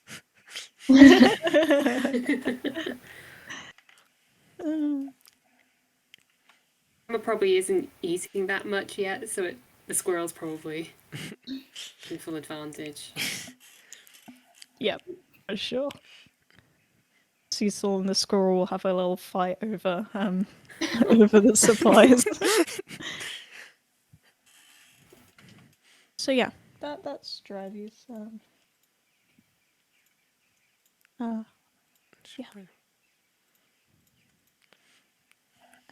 it's also worth saying that they'll very gratefully receive the food that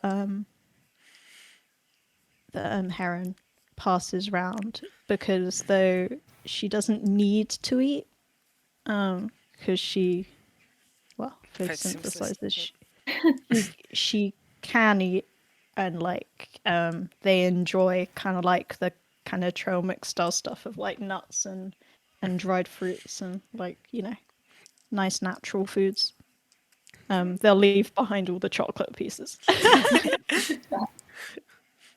So do you reckon Heron misjudged that? Do you reckon there's too much chocolate in that? Maybe a little bit, but I think Heron spends a lot of time just kind of like trying to figure out other people. Yeah. So yeah, it's not yeah, even. fully good. Sorry. Yeah, just so hopefully they'll have got it. Maybe they put a bit much in, but like there won't be anywhere near as much as in their own or in Amber's. Okay. Yep. I mean, does Heron like chocolate? Because Yeah. yeah, okay. Drady will give them back the chocolate for them to enjoy, rather than wasting it.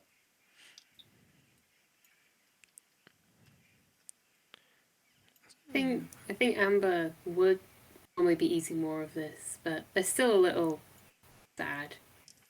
Probably putting one or two at a time to her mouth. Or eventually getting hungry and getting over the feelings a little bit and shoveling a bunch down. But at the start, definitely. But doesn't intentionally want to seem like she's ungrateful for the food, but emotions, man. We all have them.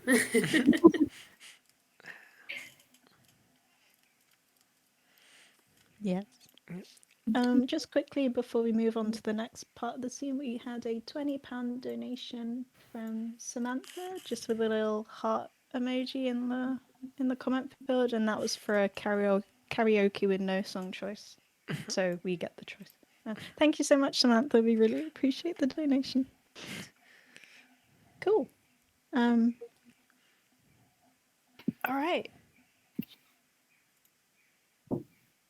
Okay. I guess now we've all done our self-care, it's time to Time to break things.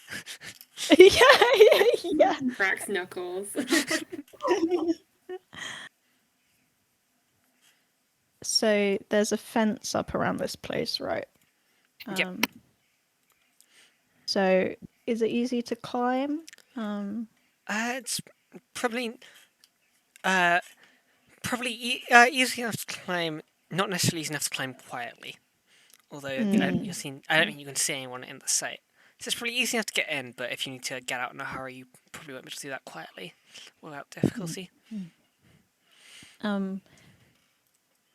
Dryade's gonna send the Cecil ahead to just check out whether or not there's anyone left around the site.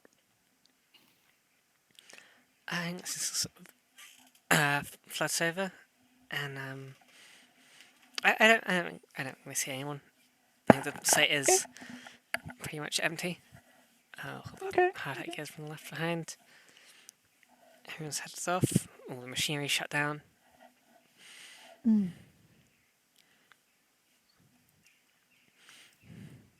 wants to go first? No.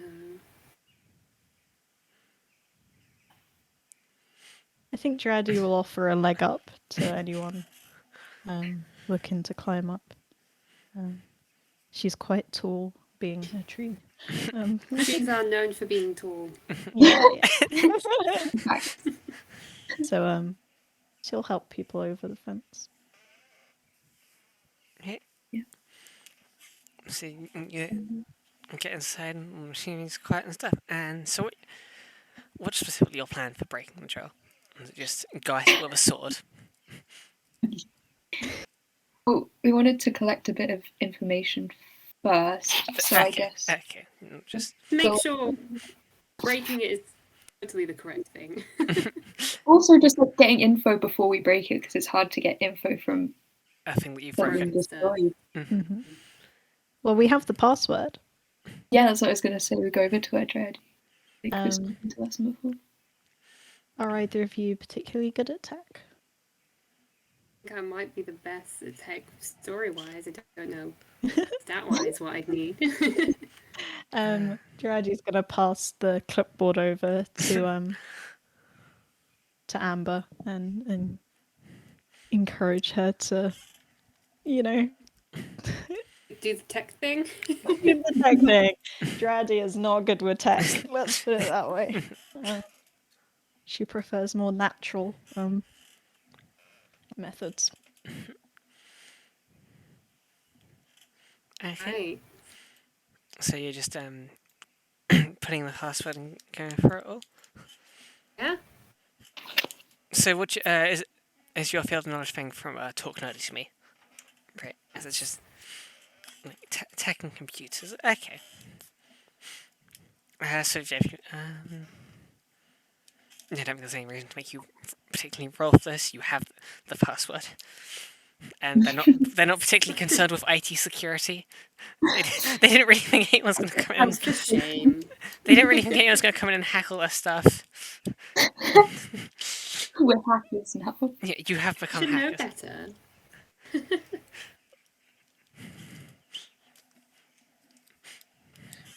So you're just gonna are you looking for anything in particular, or are you just sort of poking around seeing if anything can catch your eye? I think maybe some of the emails might be a good thing to see what they're talking about, how they're talking about. I feel like they colloquially be like, "We're digging up the blank," where they might not say it to us directly. Yeah, that's a That's good point. easier than trying to understand all that jargon in the spreadsheets and stuff. I know what archaeologists do. I'm not an Okay, archaeologist. so you're poking around in this poor work experience students' emails then. Oh, Okay. So Trying to avoid the personal stuff, but I also can't think help but this is their have a work couple email. glances. This is their work email, I think. So you're not going to get anything personal. You're not going to accidentally pry into Good. like they're just like letters back home to their dad or anything. Uh-oh. They just, I think they just, there's a couple of things that do catch your eye, I think. There's a lot of him sending off messages about like weird draw readings, and about how it like about how the sensors say it's at a much deeper depth than it actually is, and there's a load of like different other weirdos, and it's been told, yeah, no, that's fine, just ignore them. And so there's like Good. a lot of repeated patterns of this, of like some equipment's like throwing up anomalous readings for one reason or another. It's like, yeah, no, that's fine, just ignore it. That's expected. They don't ever explain why. And it's like, yeah, just no, that's normal. Just accept it. That's just a quirk of the machine or something. And That really Sound. fills me with confidence. it's like, yeah, no, it's completely fine. And it's it's like, yeah, it's been doing some, and that's one point he's saying, asking, I can have a look at it. I could actually, poke around inside it, make sure it's all actually working. Nah, don't worry about it. It's very much this concern just being completely brushed off. Like, yeah, it's fine. Looks like there might be some ghosts in the machine. Oh. Da-da. Da-da-da. I don't know why that was the music thing I went to. That didn't feel it. oops. But yeah, I think that's the maybe I don't think there's that much else that we're gonna be in the work experience students' emails. For some reason, I don't think you're privy to like the internal communications of the high-ups somehow. So they still don't know like what they're actually digging for, even the work experience student. And there's just in the sense that they're digging for like just some sort of archaeological remains. That like they know that much, but they don't. It's like, to be fair, if you ask like another archaeologist, they say if you go to a site, the guy's not going to have any idea what they're digging up until they actually like brush the bits off the pot and they go, "Oh, a pot, amazing." That's it. This is exactly how archaeology works. Yes. As I'm a chemistry student, that means I know everything about archaeology. No more than me, a psychologist. I don't. I promise you, I don't. we probably know the same amount of nothing at most. Great. Right. So is that all I can glean? Is there anything else I can do to this computer to make it spit out its wonderful knowledge? I'm sort of like hacking the files, which I probably don't have anything that's like useful to you unless you have like a specific interest in like weird archaeological data or something. But yeah, I think that's the main thing for it is. It's like, yeah, no, it's fine. The machines are meant to spit out these weird numbers. It's fine. Don't worry about it. Right. That instills me with so much confidence. And so much more incentive to keep these drills up, baby. Hell yeah. Right. Are there... Oh, actually, one thing you could try and find on the computer is, like, specs or, like, blueprints of the drills to see, like, how best to fuck them up. Actually, yeah. That's the thing that could be on there. Can I do that perchance? Yeah, I'm checking if this sort of thing needs to move, and the answer's probably not. Yeah. Just go for it. So, yeah, I think you can find blueprints of just... They're not, like, particularly useful blueprints, but it does have, like, the model number and stuff. It doesn't have the, if you hit this bit, everything explodes button. It doesn't have the, like, it unfortunately doesn't have a tutorial of how do you make this not work, but it's got a bunch of, like, sort of very specific repair advice and stuff. So, yeah. So you want to get, which probably that probably gives you a way to, you could probably try and, instead of just smashing it so it's very obviously broken, you could probably try and do something more subtle, although that might not necessarily break it as much. With a sword. Yeah. Strategic, like taking out one screw, or That's not as fun. but it's not as noisy either. Remember, the airlock did manage to hide the sound of the drilling until you were through it. Like, the site's got pretty good, like, noise suppression, silency stuff.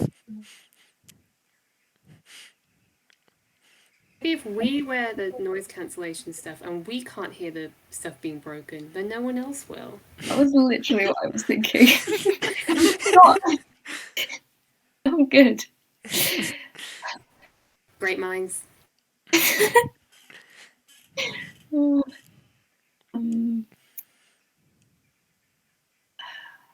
Yeah, Heron just has sort of great sword out. They want to smash this thing. Okay. Seems suspicious and it's causing problems for everyone. So what does their sword look like, then? Ooh. So I'm using your whole ass description. I think everyone else deserves terror because it's an extremely cool idea. So, strapped to the back at all times, they have a sheath which houses an enormous greatsword. It's huge and it glints with the same sort of like multicolored, multidimensional universe static as their face, making it hard to see. But boy, do you know when you've been hit by it? And that's what I said to you, and that's the description of the sword. It is big and cool. Right. Big sword. So if you're going to break it, this feels like defy disaster. Okay. Heron will look at the other two to check that, they're okay with this. And thumbs up. Okay, sweet. Where's the... Yeah, it's 2 against 1. Gerardi's a bit cautious about this. Oh no. Oh, well, What did she say? Well, she'll recognize that she's outnumbered. Like she also does hate this drilling, and like they want it to like stop. So they're not going to put up a huge fight, but are ready for like a hasty Retreat. yeah. This away. Yeah. Okay. Would it be daring? Yeah, daring. If you're just absolutely Awesome. going to town with this sword, this feels like daring. Oof. Okay. Okay, that's a 7. Oh, Okay, well, okay. but-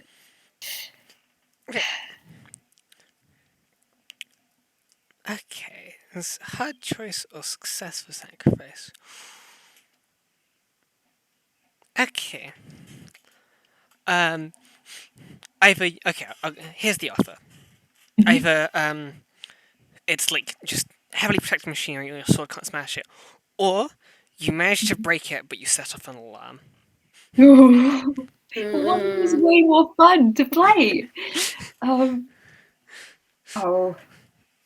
and it will make Karen feel bad, which is interesting. Go for it then. Yeah, Like, an absolutely. Go with alarm. your Take heart. Oh, the interesting option. Yeah. Sorry, guys. oh poo. They hit it really hard, like too hard. So, actually, does that sword like work like a normal sword? Does it sort of like do multi-dimensional stuff? Does it just sort of like it goes through it like paper and then becomes like tangible on the inside, Oh, and I then like goes out that. again?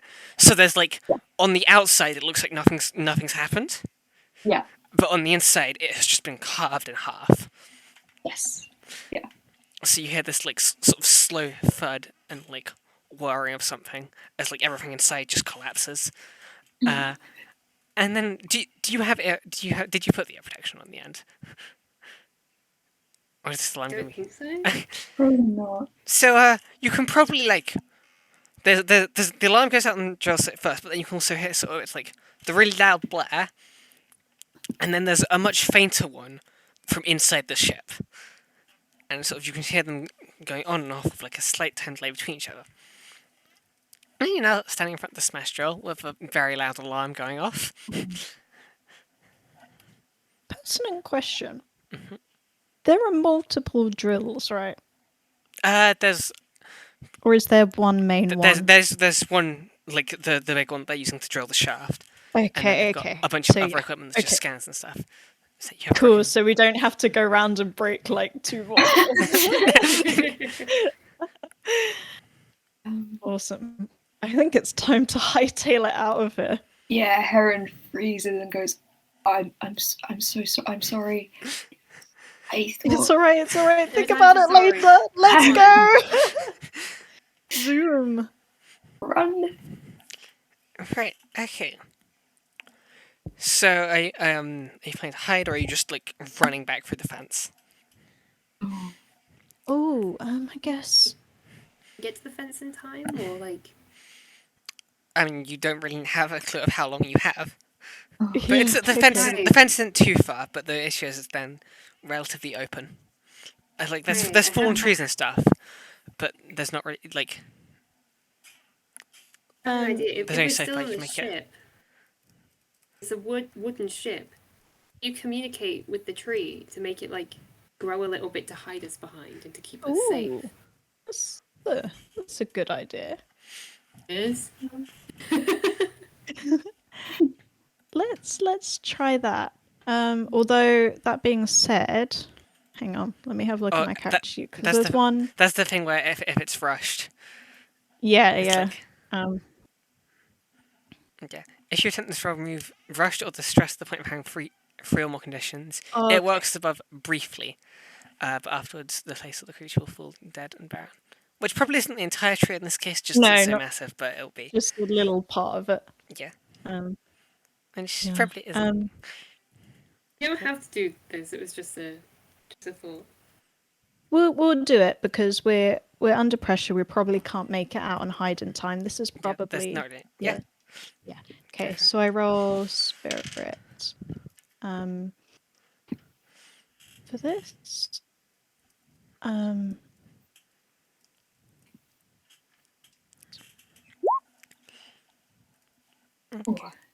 Hard Okay. choice of Next, success. next beat. So what were you going for here?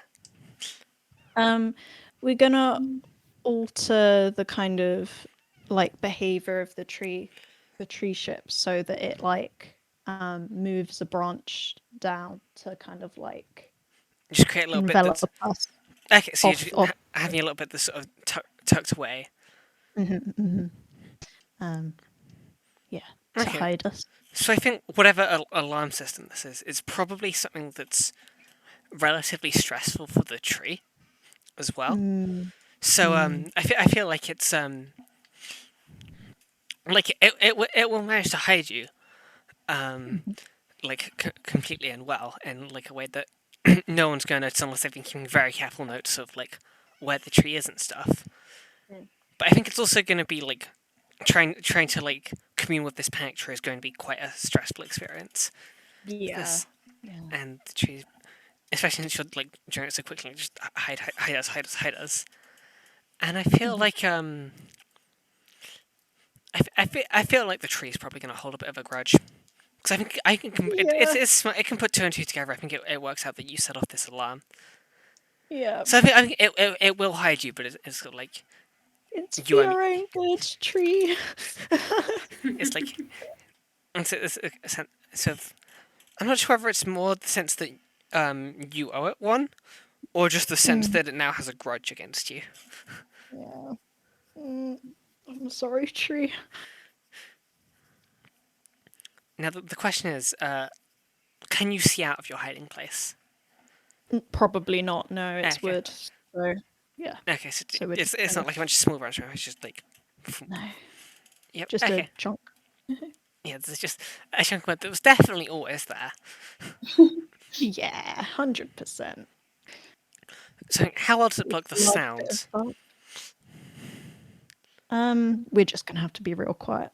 I mean, just how much can you hear of what's going on outside? Oh, probably enough. Like, we're not like 100% enveloped, just kind of like hidden out of Okay. view. So we can probably hear a little bit. So what you can probably hear is quite a lot of swearing. Yeah. I assume they're all making quite a loud commotion. Yeah. Out there, yeah. And you hear quite a bit of maybe a little bit of like blame being swung. What's the word? There's a word for this that I've immediately forgotten.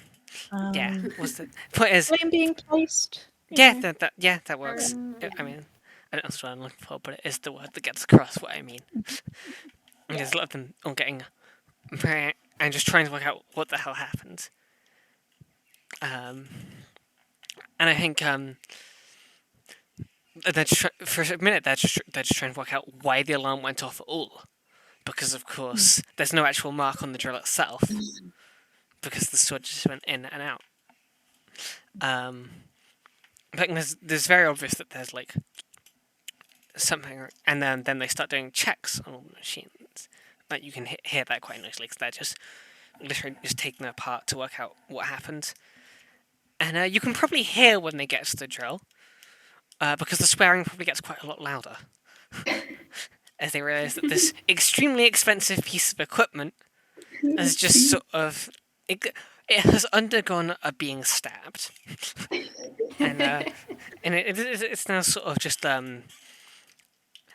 it has been like messed with on a dimensional level, and it's probably never going to work again unless like at least this inner bit going to need to be completely removed and redone, and it's just absolutely broken beyond repair. And I think you hear Success. Yeah. at this point you can probably hear like a lot more shouting and someone going like get the spare, we'll finish the dig tonight. Shit. Oh. No. Right, before anything else can go wrong. Of course they have a blinking spare. And then you hear the sound of Probably because it's for heavy machinery, the Ben probably hear the sound of people leaving to go acquire said spare.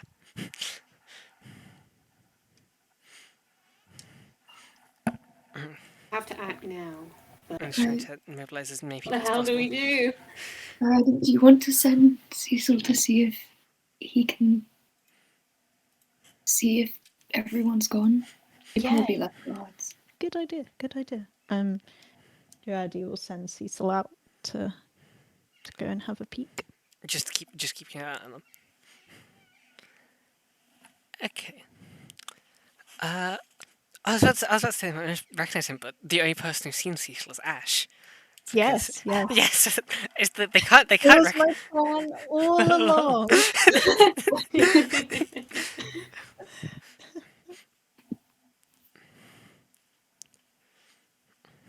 And I think okay, so you've had so is Cecil just sort of following them and keeping a watch, or Yeah, yeah. Trying to be inconspicuous. conspicuous? But, yeah. I think they're probably to be just trying to get this all sorted and being really annoyed at being woken up after thinking they're done for the day to actually notice Cecil following them around. At least for the moment. Are there people still on the site? As in, Yeah, that's what I'm sorry. I know what you mean. I'm just Oh. trying to work out if there are. yeah, Because that's fine. there aren't. There might be like one or two people left behind just to like make sure all the other machinery is set up, so that they're Makes just sense. ready to go, just to get this over and done with. Yeah. Before like get using all the expensive stuff, so that they can get down to using stuff that isn't machinery that's only at least a little bit haunted and being messed with by ghosts.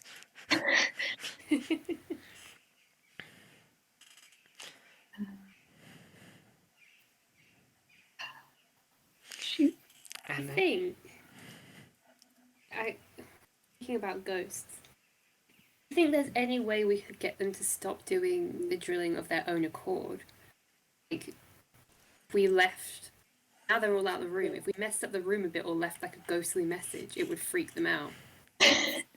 Gonna haunt them. You know, red rum kind of thing. Like, Yeah.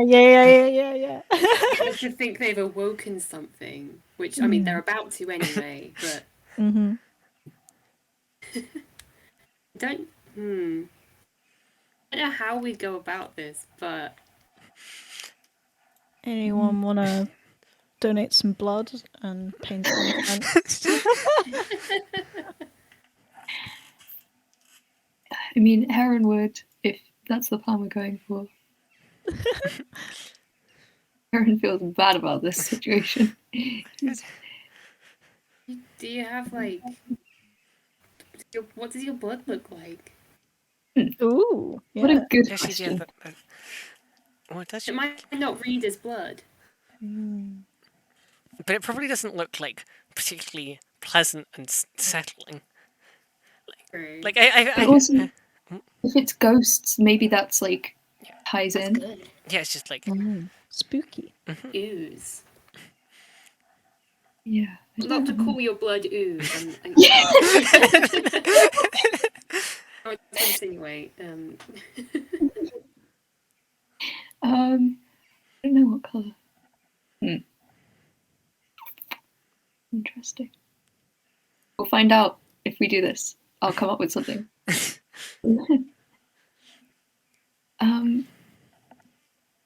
So where do we want to put this message and blood? We're doing that. For the old drill, they're bound to. If they have to replace the old one with the spare, then I don't know. Does the drill have its own little console? yeah, it does. You could do it over that, because then that's probably the first thing they'd notice. Yeah. Yeah. Do that. This is ridiculous.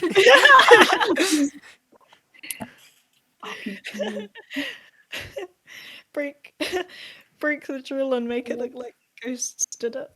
Amazing. What message do we want to leave? Ooh,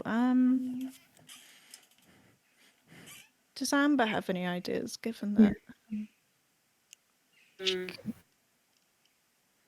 Thinking something along the lines of like, "You've awakened us from our slumber. Do not harm us again. Leave now." Like that kind of a Yeah. Okay. leave now, or we will drag you back with us. You know, There's something like probably that. still like one or two researchers here setting up. Do you have any plan to like scare them off or deal? In fact, it's probably not just one two. It's specifically probably. It's probably the really shy one you met earlier, and Oh, I'm almost tempted to say the work experience kid's probably helping with the drill. So yeah, it's probably just the really shy one earlier. He's just sort of staying behind to like set everything up. I don't want to hurt her.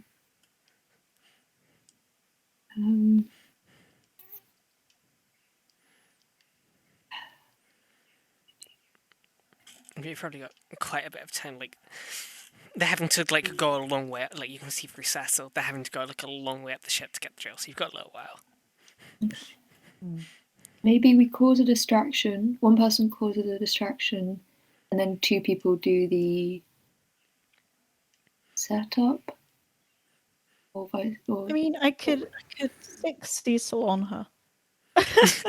Cecil's currently up following the others, isn't he? Oh yeah, that's. Yeah. I mean, He could come back down. yeah. He could probably come back down. If we, I mean, I made friends with that squirrel earlier. You do have a squirrel friend. Yeah. All right. Okay. Squirrel, go. if we manage to scare them in some way, then that makes the whole thing legitimate, right? Mm. yeah. What's a ghostly thing to do? Can we like flicker the Ooh. lights? I mean, yeah, I could try and commune again, like awaken the wild, and I can like, make it dangerous. So, the thing is, you make it dangerous to a certain personal creature, or a type of personal creature. Oh, So, In this case, you could probably be like just Minders. spaceship workers or yeah. that would be good. So yeah, like I can try that from where we are. Yeah. I don't know what kind of like danger effect it would have. Maybe like something like loads of cracks in the ground radiating from like the hole, as if like just so like they step and it just a little bit gives way somewhere. yeah. Maybe like a couple vines that look like they're going to try and drag them in. Ooh. Yeah, stuff coming up out the hole. Yeah. Birds We're to just start make sort of like warning cries as well, maybe. Oh Yeah. Okay, right. So glad we have a tree person. Let's do this. We're gonna Okay. Yes. And I'm not like particularly rushed or anything this time. I'm just doing it. You've actually got a turn. See, I was going to spend a string on that, but there's a 9. They currently bring it down enough. I was going to have the spaceship tree interfere, but I'm not currently doing anything useful here. So yeah, okay. So you'll make mixed speed. Okay. Making it dangerous to spaceship workers. What happens on a mixed feat again? It's a hard choice. So a hard choice or success at a cost, yeah. Okay.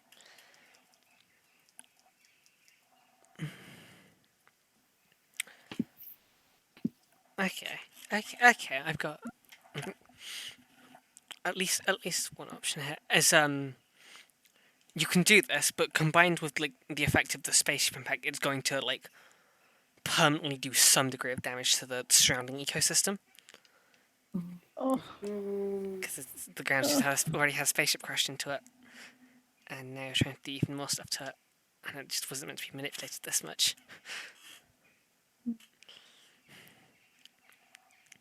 Yeah, I mean it's success at a cost. Strategy's not going to be very happy about this, but They can probably tell that it would happen if they want to like back down from doing it. So no, they we're gonna do it Okay. because the thing is, Drydy probably weighs it up as like either we do this now and stop them and like stop any stop the further yeah. harm happening aside from this, or we let them continue and like potentially cause something catastrophic with all the ghost stuff. Yep. Yes. Okay. So I think actually, how do you plan this playing out? To are you having this happen? Like, just how's the scare off the scientist initially? Like, what happens The ground is gonna tremble like there's some kind of quake coming from inside from the the hole. hole? And then like big cracks will start radiating out from the hole and like reaching towards the drill and all the equipment, like as if it's gonna like suck So, everything down into the earth. And like I don't know, some kind of like ghostly fumes arise from the ground, and like a really ominous kind of rumbling and Yeah. So groaning this of the earth. like this is. So I think Sanderson knows. Absolutely terrified, but almost too scared to run. Like she's sort of like slowly trying to like step back, and just in a corner and just trying to get away from it all. And she's absolutely terrified. Like Oh God, she's I'm not really in a so position. sorry. She's not really in a So position to bad. do anything like you're doing stuff, but she is absolutely terrified. And she's in a corner, just like desperately just huddled up and just trying to hope that somehow miraculously all go away. And just like completely like on the other side of the room to the door and absolutely just completely like cut off from everything and just absolutely terrified. Because she doesn't want to like try and risk the cracks between her and the door. I mean, it's not dangerous to us, so one of us could break cover and go and help her if you wanted. Or you could just be mean and leave her there in absolute terror. You know, that's also technically an option you have. If you want to be absolutely heartless. Either way, we're going to have to come out and put the message on. Yeah, that's We need to. The problem with her seeing us is that they'll then assume that it's not like we're trying to create this facade of ghosts and not like our interference. I mean, the bit where there's like ominous fumes coming out of the ground and all the ground's cracked. Like at this point, I don't think she's in a position to put two and two together. Okay, well, that's good. Let alone like explain what's happening. She's just absolutely terrified and not really watching, but just kind of out there. Can any of us like disguise ourselves a little bit? Like, if we can make ourselves look like some kind of heavenly figure, she'll quickly forget face or something. Move her to the exit, and then we can. You could just try and explain things to her. To be fair, she did seem nice. Grady doesn't really have anything to help, and they'd be very conspicuous. Yeah, and one of us try and yell like we're yelling from the hole, like "Leave now" or something. I don't know whether she listened, but.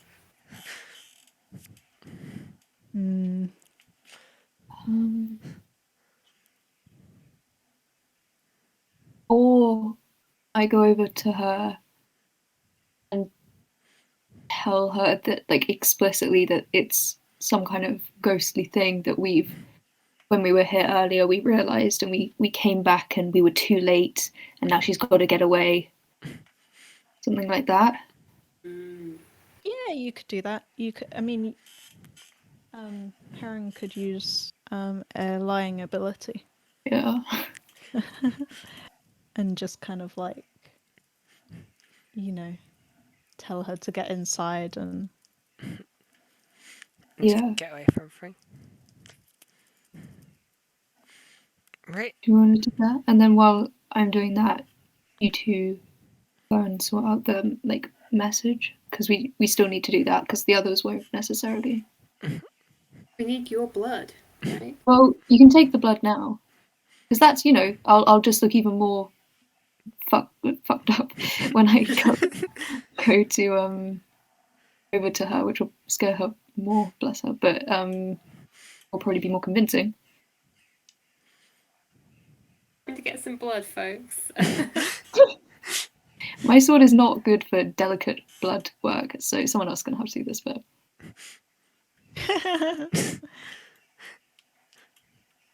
I mean, I don't think it's something we need to go into like I don't want you to go into particular details like how you get the blood. I don't think that's No, something that's that's fair. particularly necessary and important to cover. Yeah. So yeah, you can make it. You have what you need to make everything look really ominous. And so is Heron going over to try and reassure this poor terrified scientist? Reassure and scare further, to be honest. It's kind of like yeah, I guess it's like reassure and then unassure, Yeah. reassure and then deassure. Yeah. Are we doing that or the others first? Or do you want We should probably sort of it. If someone wants to take that.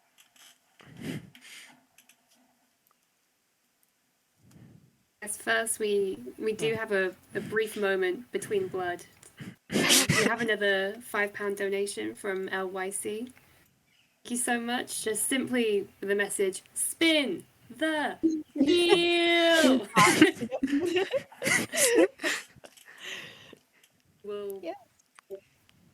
absolutely do so. Thank you again. Thanks so much. know? Yeah.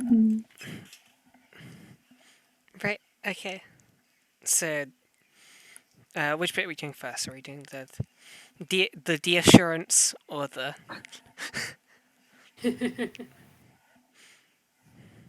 Probably deassurance. Right. Yeah, that will probably happen first in the order of Yeah. events. That's fair. Yeah. Okay. I'll sort of leave where we've been protected by the wood and try and make it look like I didn't come from that direction, and then go over to the scientist and speak to her and be like, oh god, something has happened, something terrible, something has awoken. We came, I know we spoke earlier, and when we came and checked, we realized something was happening. We wanted to come back this evening to see if we could sort it out ourselves, to understand more, and it was too late. I'm so sorry. You have to get away. It's not safe. It's not safe here. Please. I'll do the mask move. Oh god, it's just about this the blatant the one. But yeah, go for it. Is that the right move? Yeah, go for it. Okay. I think for how you're doing it, it's definitely the right move. Okay, good. I don't know. Fuck yeah. Yeah. Sorry, I swore. No, it's fine. It's fine. Yeah, so I think she just absolutely and clings to almost like a lifeline in the storm, to just desperately trusting you to get her out of there. Oh god. And then you just Yeah. taking her back up Yeah. to the airlock, or you? Yeah, I'll take her towards the airlock and get her through, and say, I'm gonna try and see if we can finish this. Go in, please be safe. Get yourself away, and sort of close the airlock and make my way back. Okay, so which two things are you choosing from the? Oh, okay. Well, they believe a bigger lie is important. Yeah. They need her to believe it, and I don't know. Be interesting if it could create a new opportunity. Yeah, if Yeah, I can probably work out something, some way for it to do that.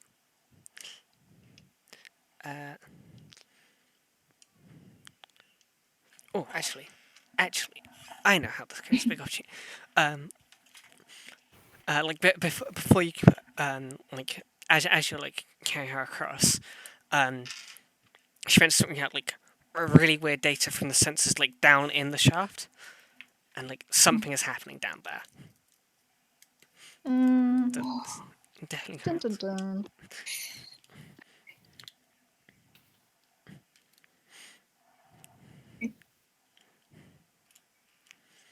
Okay, so now you cover everything in blood. Yep.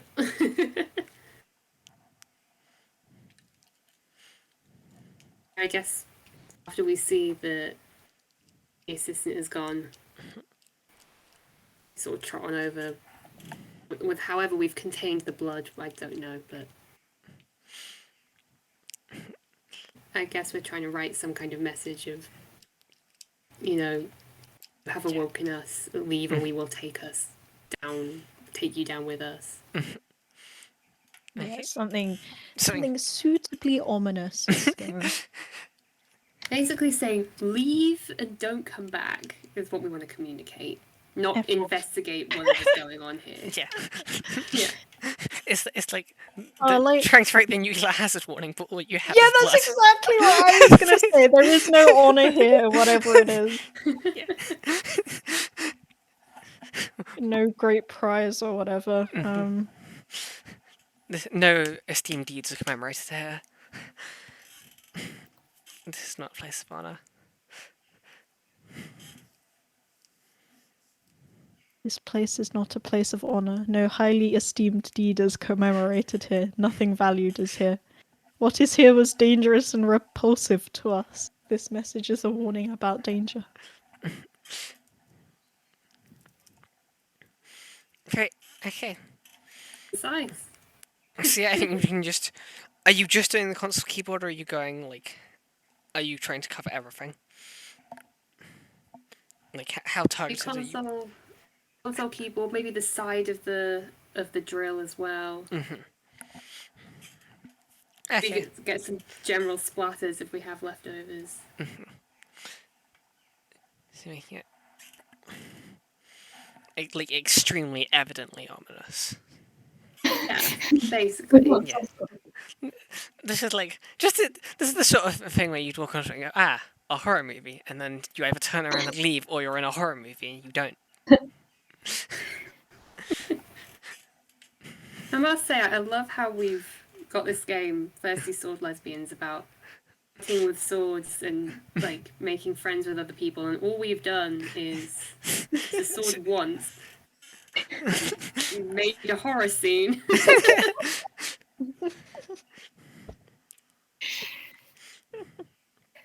There's still time. Yeah.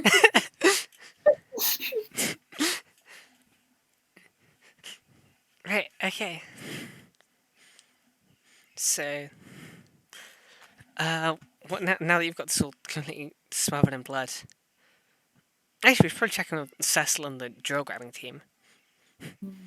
I think this is the bit where they're sort of they've got to the top. They're rounding up all hands to come help take it down. And I think this is the point where sort of they drag Ash in. And unlike everyone else who's involved in this, Ash has seen Cecil before. And recognises them.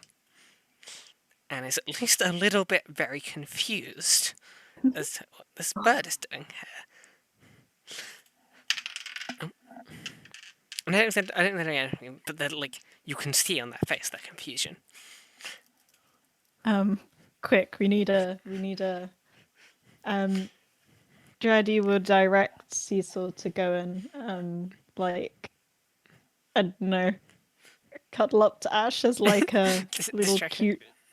cute distraction. Yeah, a little Like, yeah.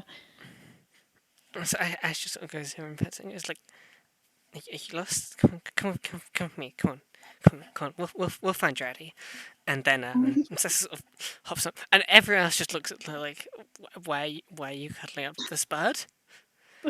And did you give your name to anyone while you were like doing the investigation stuff at the back at the drill site during the day? I don't think you did you? No, I don't think so. No. Okay. Okay, I don't think that. I think it's beyond just that, like, it's your bird, and she's trying to get him back to you, and I think I think Ash knew our names, but that Yeah, Ash Ash knows something. Ash knows something, and the rest of them just go, huh? And I think Ash is probably tired enough to not yet put two and two together and realize that you said you were investigated the drill site, and that they maybe should know your names or at least recognize you. But yeah, so then I'm now coming down with the drill, and Ash is just sort of looking after Cecil and still being dragged around, and still being like dragged into helping, but is mostly concerned with looking after Cecil. Cecil or Cecil? Cecil, I think. Okay, With a little E. great. Okay, So, so Cecil's been, the drill squad's heading down. Is there anything else you want to go do? is there now like, is there an wait, I guess the people have arrived now. I was just going to say, is there an They're in the process. They've got the drill. They're coming down. They haven't arrived yet. Okay, so I'm thinking maybe we can duck out of our current cover and jump the fence so that we're not like Obvious. stuck. Goodbye. Yeah. I guess Heron will let them know that the researcher said that something is happening. Like the readings are saying that stuff is happening at the bottom of the drill shaft. Oh yeah, that's true. Specifically to Amber, like, do you want us to do anything? Don't know if we can. I mean, You could try communing. can. Yeah, it might not be. Maybe I could commune with them, see if I can get them to help with the whole leave facade. I could also try to commune with them to calm them and maybe restore whatever, well, at least some of the damage that they've done. Can ghosts affect physical surroundings? I Or don't think so. I mean, we've established they can affect like technology and stuff at the very least. because I was just wondering, maybe you could get them to collapse the hole or something. Cool. Well, with the list of things I can do with commune with the unseen, I can't really ask them to do something Okay, yeah. for me.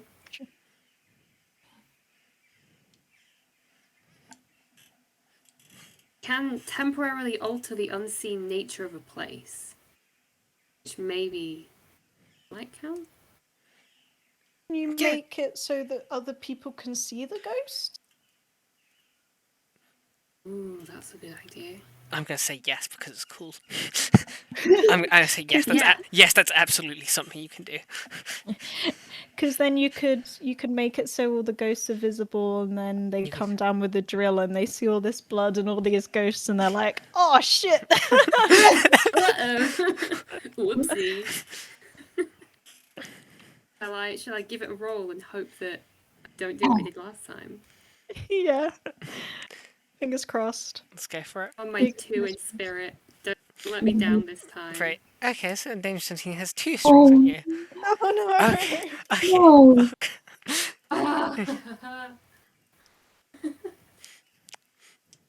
No. Okay. Okay. So I've got good news and I've got bad news. Good. Oh, good. Good news. There is at least one unseen that is currently visible to you. The bad Um, news is that this is very angry, very powerful, absolutely like. I'm trying to think of like a convenient size reference, but it is a massive angry spirit that has just suddenly sort of for you, it sort of sort of swells there, and then you only sort of notice it's actually aspirated when you hear everyone else's reactions to it suddenly appearing, just basically right in front of you, and Oh god. oh, it's at least a little bit angry Oh no. Oh my at all God. this disturbance, and it just wanted to slumber. And now it has been yelled at. It's had alarms going off. It's had a drill like shoved down into its home. It's just had a generally all around a pretty god awful day, Oh god. and it's looking to take out its anger on just everything nearby. I think that's just there now. Cool, cool, cool, cool, cool, cool. cool. Sorry guys. It's, actually, I should probably give you looking reference to like just like how big this thing is. It's about if you imagine like roughly the size of a Komodo dragon ish, and scaled up slightly, but like Lizard. that's sort of, yeah, it's like, big, scaly, like, kind of animalistic, bipedal, and it is very, very angry, and it is making that anger known noisily. And it's sort of Oh. hissing and screaming and swiping at everything. Does it count as an animal? What specific thing are you asking for? Can I talk to it? You can. Yeah, I'm gonna say yes. You can probably talk to it. I don't think it's happy, but you can probably try and talk to it. It's not necessarily. Yeah, I don't think it's gonna be that receptive conversation, but you can at least try. What should I say to the angry lizard? We're here to help.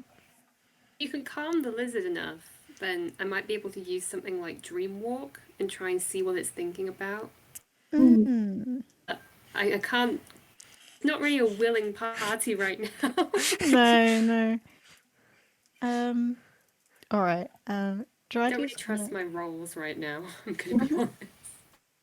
Drydy's gonna try and speak reassuringly to the angry ghost lizard, and she's gonna be like, "We're not here to hurt you. We're here to help you. We're trying to make these people with their drills and their disturbances leave you in peace. You can help us with that. If you want them to leave you alone, you can. You're visible now to everyone. So when they come down again,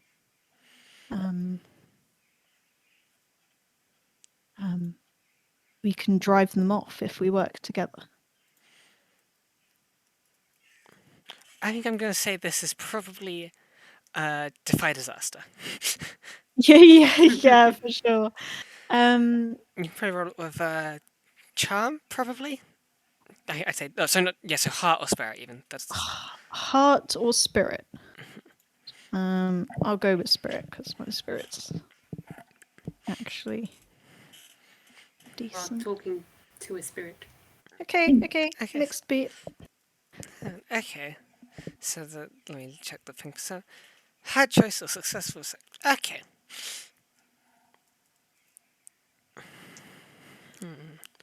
What's a good price? Because I think I think it's the dragon spirit thing is willing to accept that you're not with them. You're not with the people sticking a drill in its home, but it still does just kind of just want to be left alone. It really didn't want to be dragged into all this. I'm just trying to think of what's Totally fitting, understandable. like a fitting way of doing this.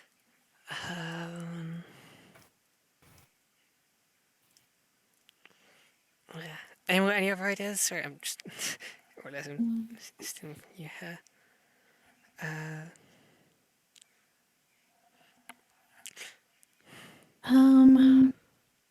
Oh, okay. Okay, actually, no, I've got an idea. Okay. Okay, it Yeah. just asked for a favour from you Ooh, to be Okay. called in okay. at some point. Okay. Dryad, you will agree to this. Okay. Okay. So it's very specifically on the condition of it'll help you drive them away on the condition of just some favour at some future point. Okay. And it leaves that like as vague and menacing as possible. Like Yep. yeah, it's just a favour. It's just Yep. a single Yep. simple Just your favour. entire soul, you know. Yep. And those words just hang in the air for a moment. Okay. Yep, this is fun. So I think now you do Alright. have. I was about to say a friend. I think friend's a strong word. Friend is a very Ally? strong word, but I think you have an ally for the moment. Temporary ally. Yeah. Mm. Right. So now we have a willing wizard You do. able to try and dream walk with this. So I touch a willing subject, I can see an impression of their thoughts and appear in their dreams. Well, I'd like to just get some kind of an impression of what's going on with them. Yep. Am I able? Yeah. I can figure out or entice them. Yes, that's what the think- rolling is for. I'm gonna. You don't need to roll immediately though, do you? It's just you need to roll. You want me to roll if you do those things. Okay. Yes, so I think, yeah. figure out would be figuring out what the So dreams I think mean. for now though, what immediately happens is you do touch it and you flick back to it like it's dreams and memories of the past, and it doesn't go that far back, because before getting like just muddled in memory and stuff. But you can see evidence of like something they had some sort of I don't really know what's the word I'm looking for. What's the word I'm looking? Point is they were all like all sorts of spirits and unseen and stuff were relatively chill, living below the planet.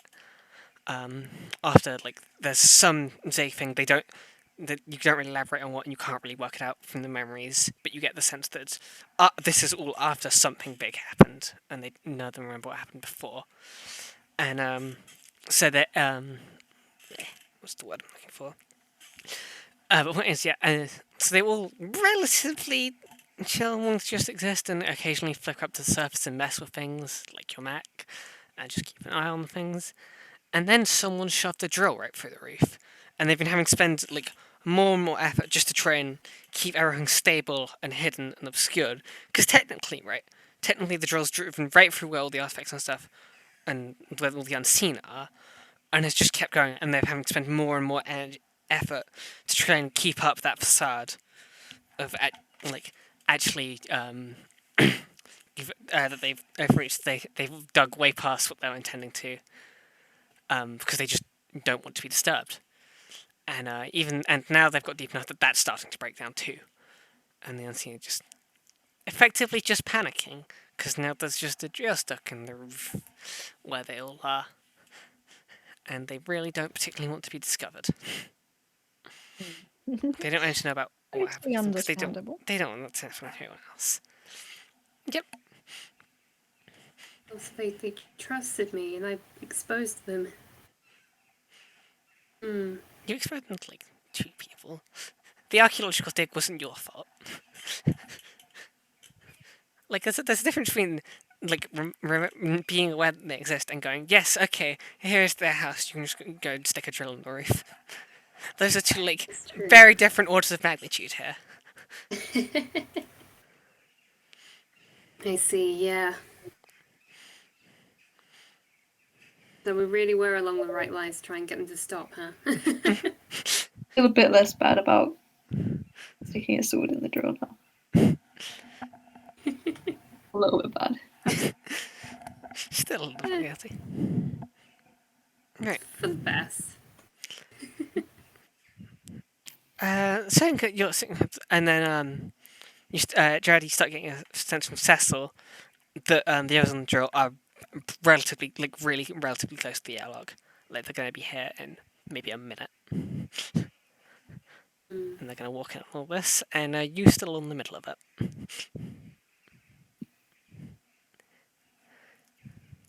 What do you want to do? So we're not at all hidden or anything Nope. at the moment. Oh, You do have a giant ghost dragon though, so you got that going. Like dragon lizard thing, so you got that going for you, which is pretty cool.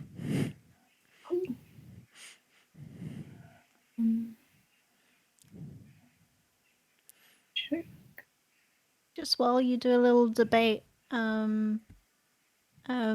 we've had 2 donations that I don't think we've read Oh, out. Yep. From a little while ago from RG.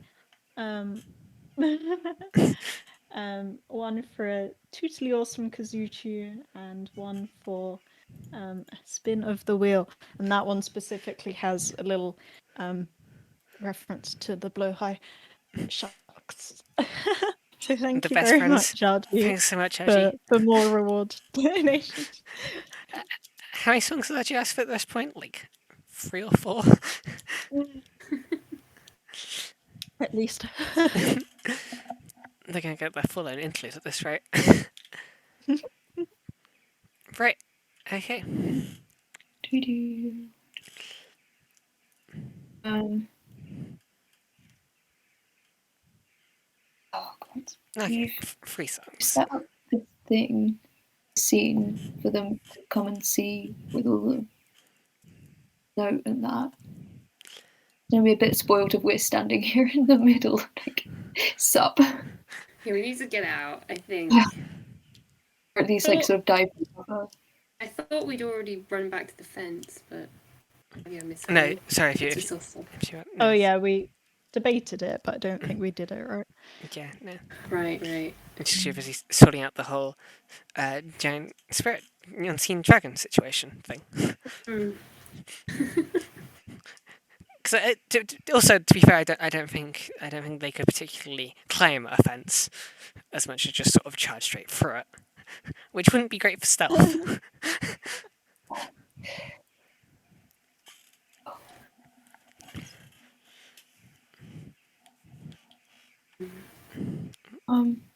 We just stand and fight them. Options. We hide, we run, or we fight. Feel like the options. Or I mean talk, but like Kind of ruins the setup that we've already given if we Oh. if we offer ourselves to fight, or even Yeah. we might be able to talk. I think. I mean, as far Karen as can the reiterate argument our is for lie. ghosts going, you do have again the still very visible ghost dragon thing. I mean, we we could stand our ground with the ghost and be like, "You need to leave," kind of thing.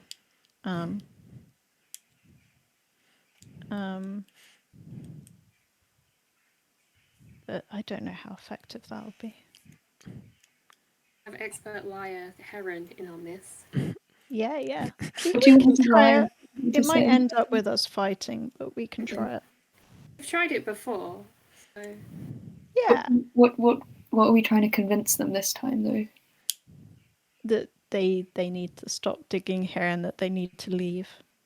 I feel like that's the truth almost though. Yeah. Really. Is it like the thing that the masking is specifically a lie about yourself, isn't it? So I think it's not. I think we Good point. we are dig site inspectors. That's fine. I think you need to leave is maybe less fine. Right, you're right, you're very right. enough. Well, no. I mean, that's not gonna help. otherwise it would just fall under just a good old defied disaster. Yeah. The disaster being of No. having to actually get in a fight. I feel like fighting is not. I'm not feeling good about a fight. But 3 of us. 5 of you. Like, 5 of you if many- you count Cecil and the dragon. Yeah, that's true. But the dragon might be able to fight, but I'm not not sure. And it Not sure Cecil will. makes some of the ghost stuff redundant. Oh no, fighting. Do you want to speak or hide? Or fight? Or what? I'm sure suggesting you could just like take cover so the first thing they see is the very distracting giant ghost dragon and the stains of blood everywhere. Yeah, I think that's our best option, to be honest. And then we go from there. See how they react to that. See if we need to reinforce it. Because you probably don't need to hide that well. You just need to be less obvious than the giant ghost dragon. Yep. Yes. Perfect, let's do that. So you're just taking cover behind. So you're just taking cover behind whatever you can, of all the cracks in the floor. And so I think they probably prop the alcove open so they come around, and they probably bumped into the researcher who was just desperately trying to just curl up and deal with everything and stay out of the way, and just wants to not have to deal with any more of this today, please. and so a few of them kind of research the main like gruff bearded guy you remember from all the talks. The work experience kid who's just kind of there because it's his one chance to actually do engineering stuff, and then there's just a couple of other random research you haven't particularly seen before, and they all I'm trying to remember which of them's at the like, because if they're carrying it like lifting it like one person each corner, then they might not notice. Right up and they probably walk down the airlock, and they only notice when they hear the dragon's sort of low guttural growl, and then heads turn, and heads see this very obviously like ethereal, but also very obviously visible ghost dragon growling at them and making ready to swipe. And I think at least the work experience kid and at least one of the other researchers just sort of drop it and bolt immediately at the sight. And the gruff beard guy just sort of screams at them because hasn't even taken in the blood at this point yet. And it's just I actually don't know if he screams at them or just as much in general. Drops the drill, which goes down with a bit of a thud on this uneven ground. So that everything sort of shakes a little bit, and maybe some bit of dirt crumbles away, and the hole gets just slightly wider. And draws his sword, and is now staring down this dragon, blade drawn. And do any of you want to do anything at the moment, or are you content just to watch this fight play out? We trusted this lizard to hold their own.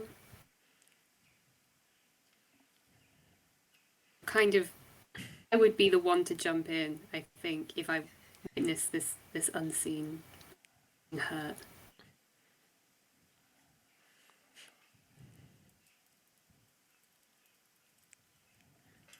Go with your heart. What would you do? Girardi is probably going to jump in front because, it's an animal and it might be a ghost, but it doesn't deserve to be sworded. So, I think he's probably seen you, but he hasn't talked to you, right? Has he? No, I don't think so. Okay. So you are now standing face to face with this guy, sword drawn. Back to the Vera was. Do you make any sort of show of acknowledging it at all? The lizard? Yeah, the lizard. Well, Girardi's going to get between the two of them, so Okay. inherently acknowledging that. Yeah. Is it just mostly because I don't know if this guy knows that everyone can see this lizard? Although I guess he probably has a decent guess given everyone else just ran off. Yeah. And okay. And you probably just that's what you're saying of just what the shit are you doing? Why are you protecting this? Why are you here? Why has this happened to my dig site? very much not a happy chappy at this point, and still has his sword drawn. Girardi's gonna try this thing like talking. So with your digging, you're disturbing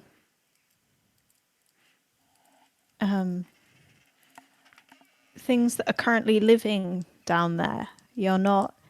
This isn't some harmless hole that you're digging into. You're hurting real things right now, and you need to stop. Ah, yes, real things like that hallucinatory ghost from all this gas that's around here. This site is a danger to be in, and whatever the shit you've done to my machinery, you and your hippie friends, sod off, and let us get the work that needs to be done done. This one is very aggressively got his sword out. Probably isn't like fully making stab you, but has pointedly not put it away, despite the fact that there is now that you are now the one standing there and not just some weird ghost dragon.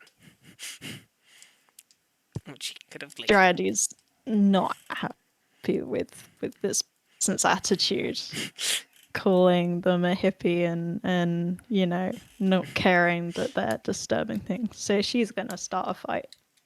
Okay. Yeah. Oh, So for that, do I roll daring? If you're straight going to fight this guy, then yeah, go for it. Yes. Roll daring or grace. Let's go with grace because Girardi is more of a dexterous fighter rather than a. Yep. Oh, ow. no. Is it? Okay. Okay. Downbeat fighting. Oh, I've got. You do get an experience. But I think I have the perfect idea for what happens right about now. Is Ash holding Cecil walks in and sees and sees her employer at sword point with Drady, and they're both making blades at each other. And just sort of, her mouth drops a bit.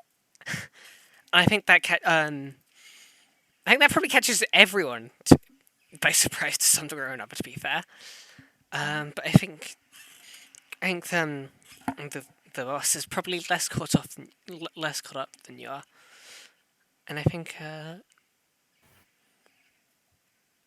probably just takes some condition on you. Just takes advantage of the of that momentary distraction to get in for a little slash. And I don't think it has anything important, but I think it's still unsettling a bit. So I think that's where's the I had the list of conditions up and then immediately there. Angry, frightened, guilty, hopeless, or insecure. I feel like angry fits at this point. Because Drag's just seen how much disregard this guy has. He's just willing to go to blows over it. And he's slashing at her and just doesn't care about the harm he's doing. Yep. Heron has a thing which is when someone approaches you to get something or threaten you, choose one. And seeing as they're all there, and I feel like everyone's feeling threatened, I use one of these. Let me. Or does it have to meet Heron specifically? That's fine if it is. No. I think at this point, actually, you will talk to Ash. I think Ash probably runs over to one of you who isn't. Wait, can Ash see you? So Ash is just looking to anyone at all who's not in the middle of this absolute sword fight to work out what's actually going on. Okay, she's scared, and so I think if Heron's making herself visible, then yes, that would work. Okay. Then I'll use it to ask a question from the figure out a person, and I will ask, how could I get you to leave?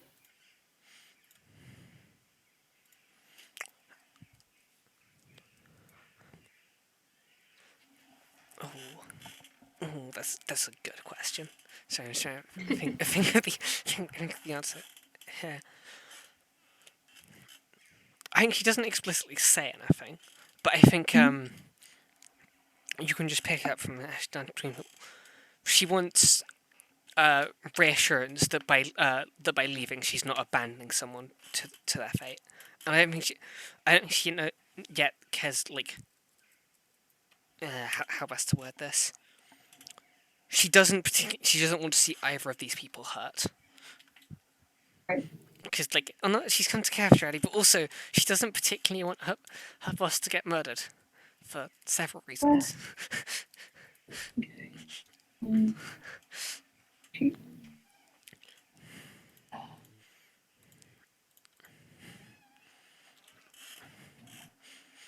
I'm saying she's definitely she doesn't. I don't think she thinks there's anything useful she can do by being here, but equally, she'd feel guilty if she left and then later found out that someone got hurt or even killed and she wasn't there to do something about it, even if she knows that she can't do anything about it.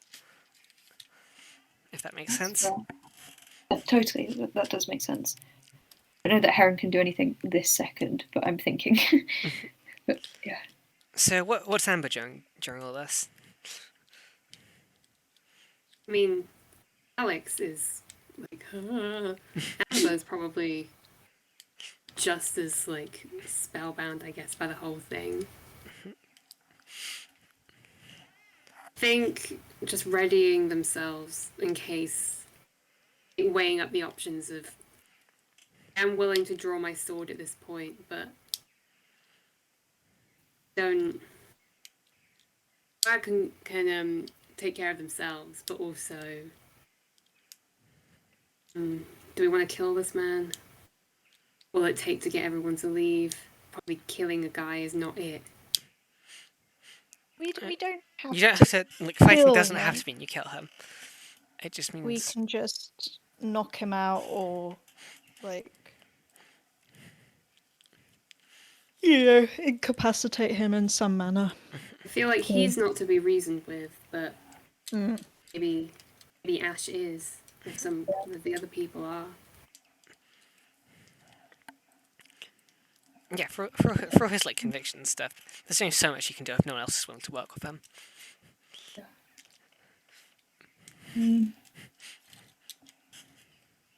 Maybe Heron will say to Ash,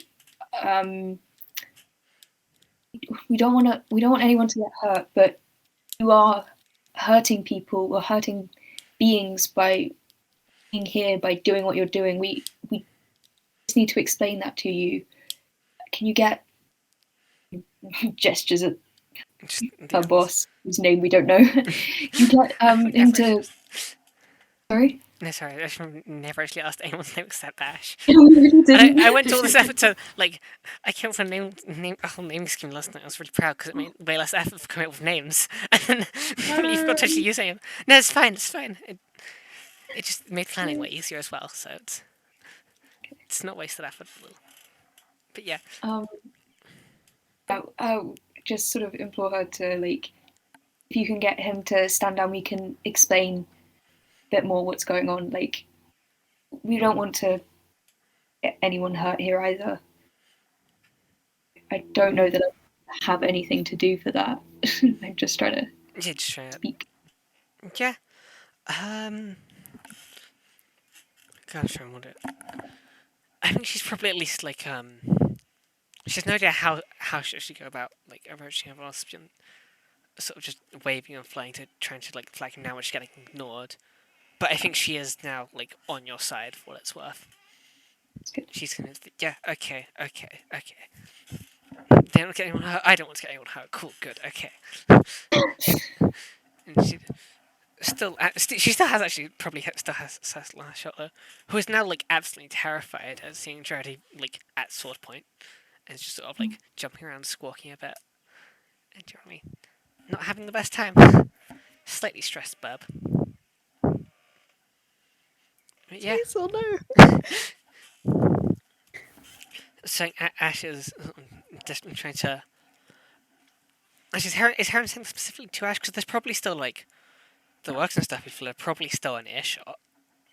if everyone wants to like yell to them as well. Yeah. I mean, a voice will carry, sort of directed at Ash because that's who I did the figure out the person on, so I know Yeah. that that's really their motivation. But like, not sort of whispering it to specifically.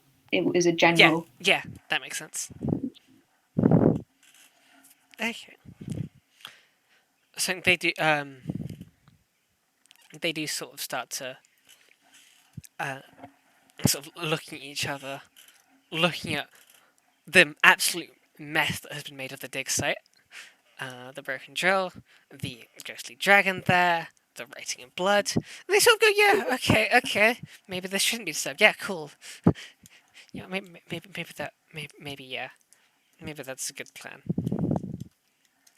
And they're sort of, You're like a good ghost to scare everyone off.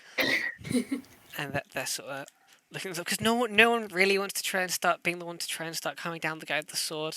But also they feel like one of them's got to do it, and they're sort of just looking at each other and waiting for someone to take that first step, but nobody has yet.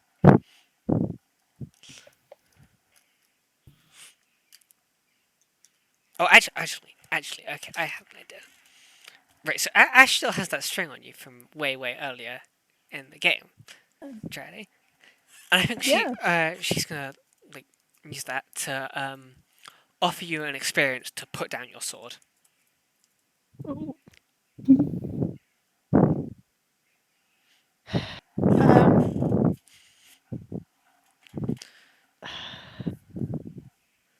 See, this is hard because if Drydy puts down her sword, she risks being run through by this guy and not being able to defend themselves, or the lizard.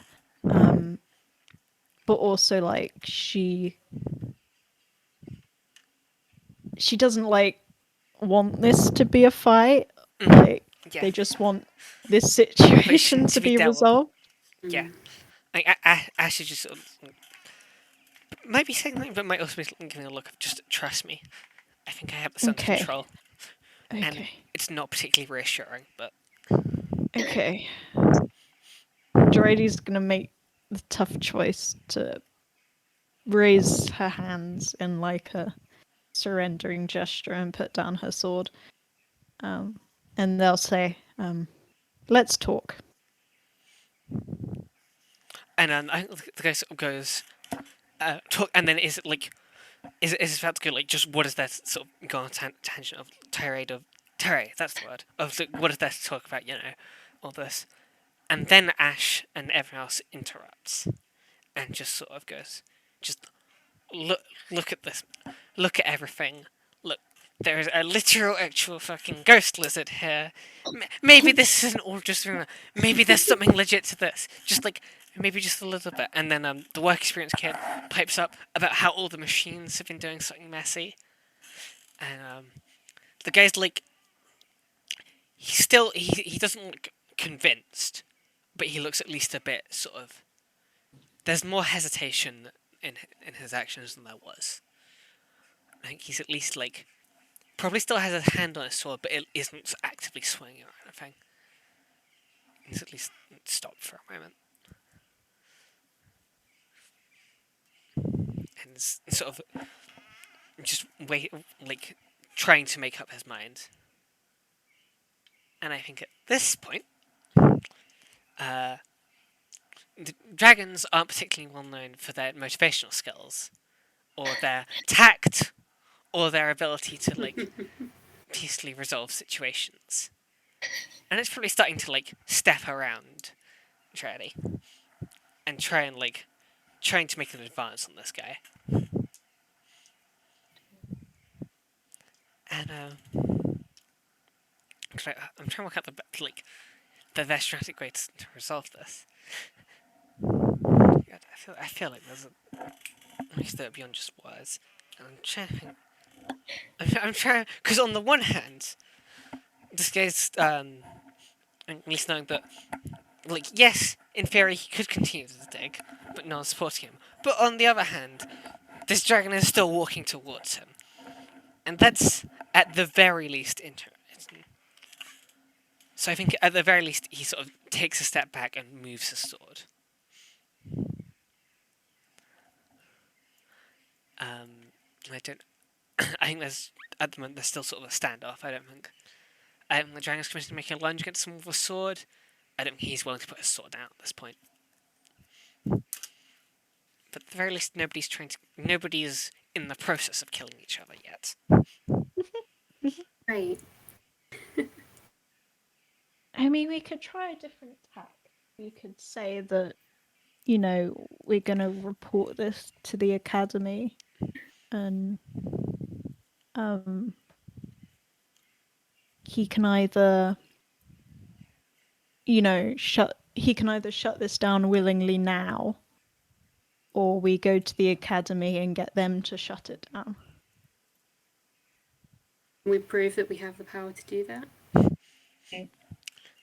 Already lied like in three different ways.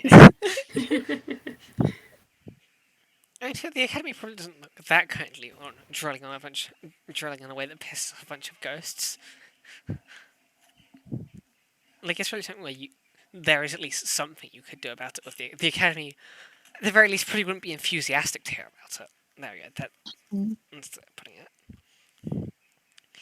So at the very least, probably it doesn't count as a lie and probably does hold at least a bit of water.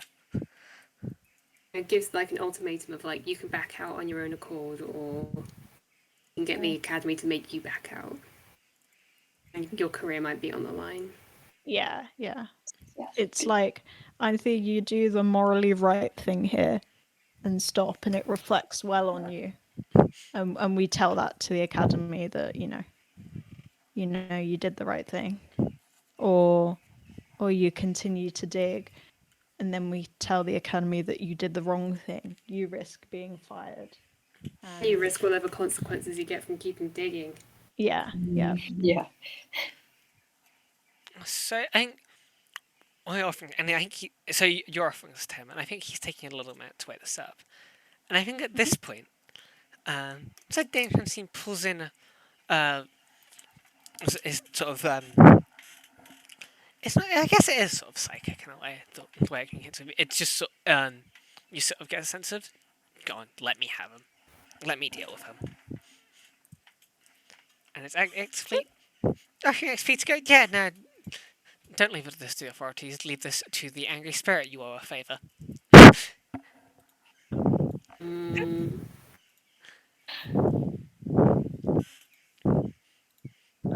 I mean, I do owe the spirit a favor. The favor is also just let me murder this guy. So, you know, it's up to you. It's up to you whether that's a favor you think you should grant. Good favor.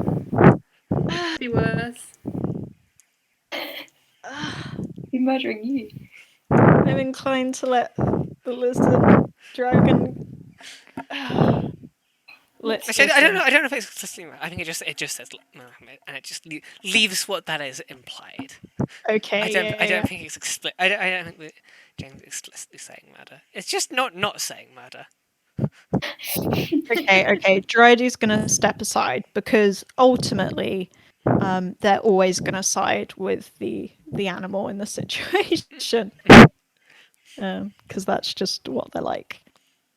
So I think the dragon sort of he goes to swing the sword and it just vanishes. Like the sword doesn't connect, and at first, you see nothing bad happen to him.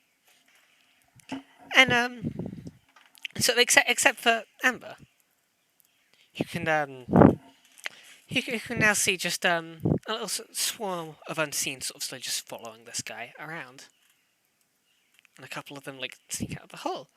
And I feel like this guy's probably never going to get a good night's sleep again. I think that's a suitable punishment. Balance, yeah.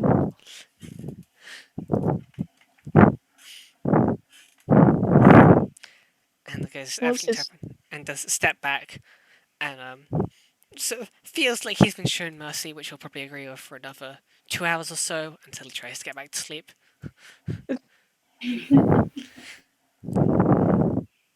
So yeah, and I think the rest of them sort of look at themselves and go, yeah, okay.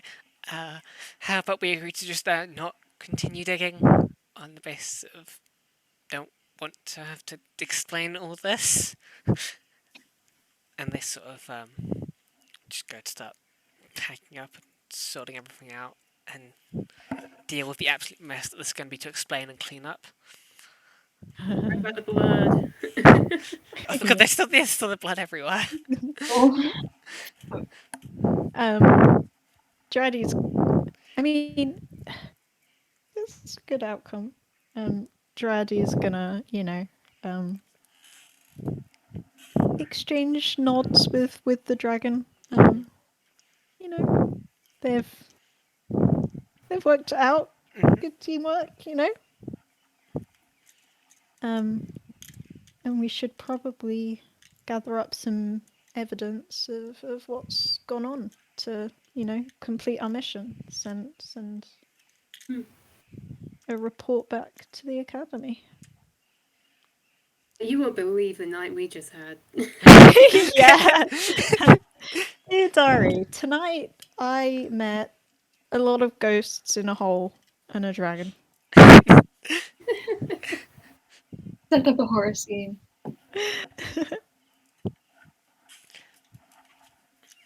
Yeah. Okay, so I think that feels like a decent enough point to end it. I guess. Yeah. Decent. Yeah. I guess there's maybe room for a little like what everyone does now, beyond just cleaning up. Like We're now trying to that find a Amber way has all to- this knowledge of all the unseen and like what they're actually doing and stuff. Yeah, maybe I'd try and sit down with the lizard and for a small moment before sort of restoring them back to their unseenness. Giving them the gift of what they wanted to not be disturbed. Mm.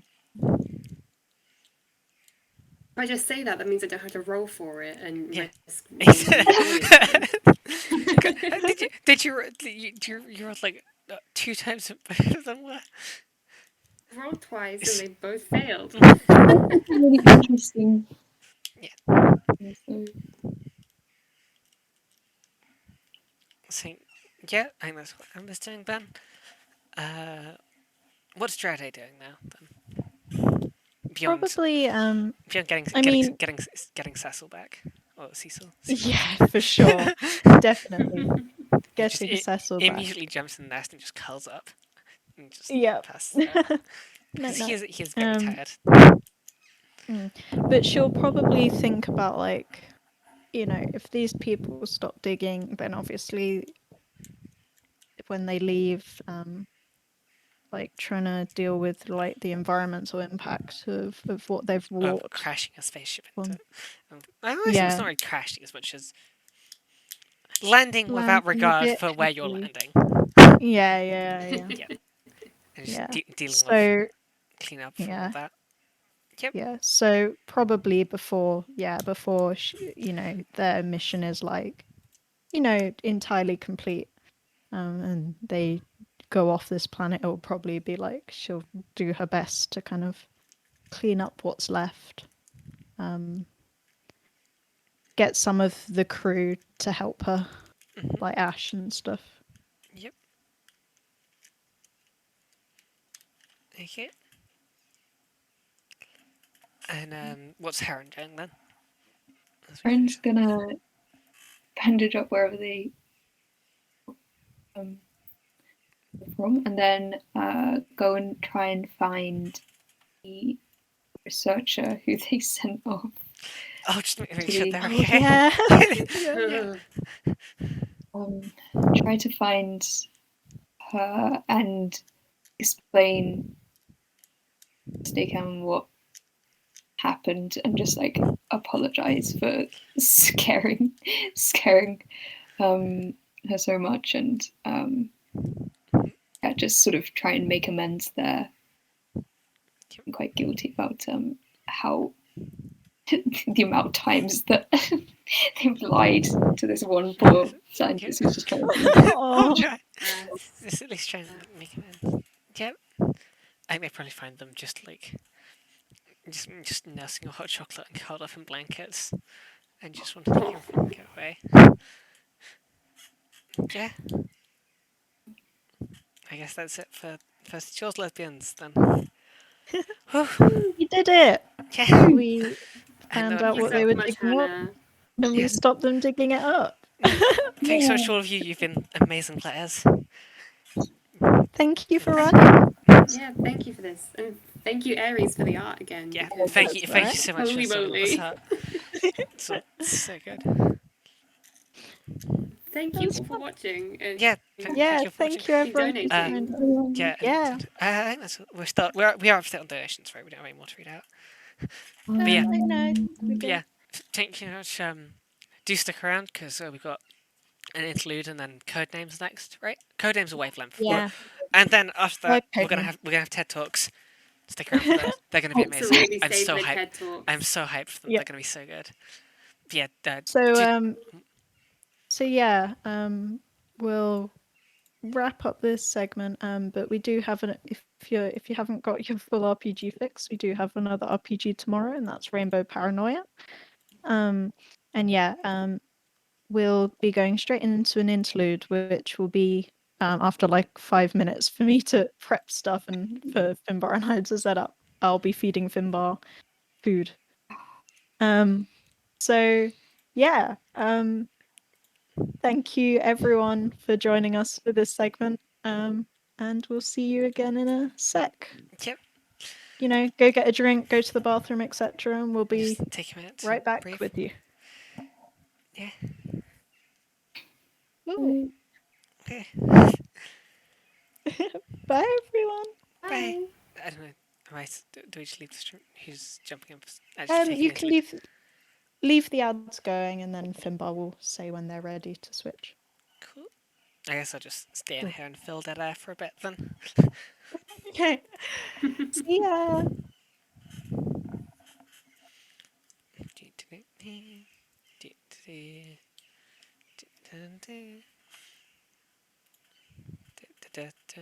Just along with the stream.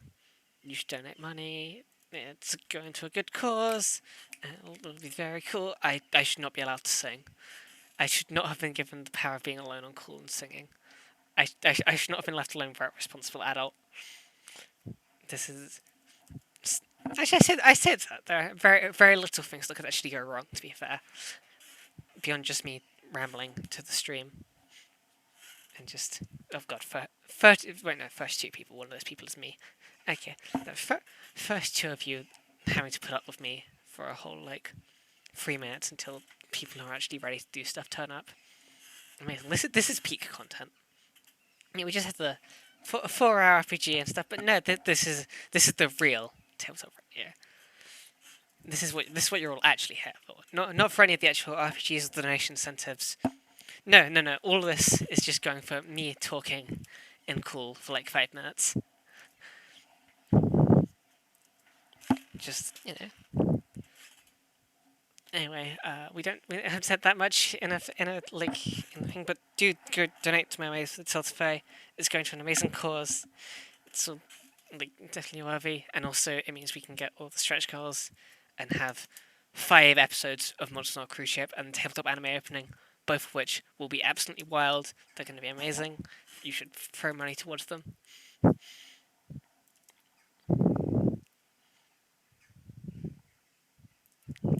Look, I'm being told I should ask for supervision. I'm not a coward.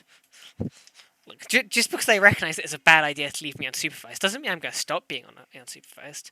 Oh, what are my opinions on polygons? Polygons, 2D, underrated.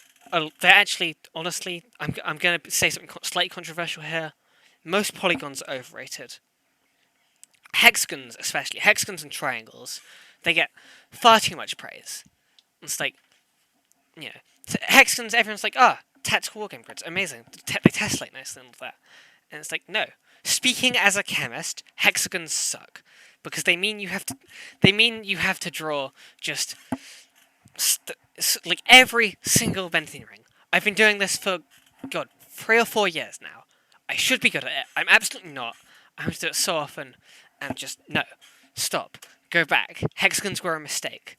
It's just I have to do circle. I have to do go back. At least let me go back to having to do a hexagon with a circle inside it and not hexagons with 3 lines. In conclusion, organic chemistry overrated. It's just art. It's just art, but like they lie to you to lure in STEM students, but it is in fact just it's art in the same way that GCSE geography is art because you're just colouring maps in.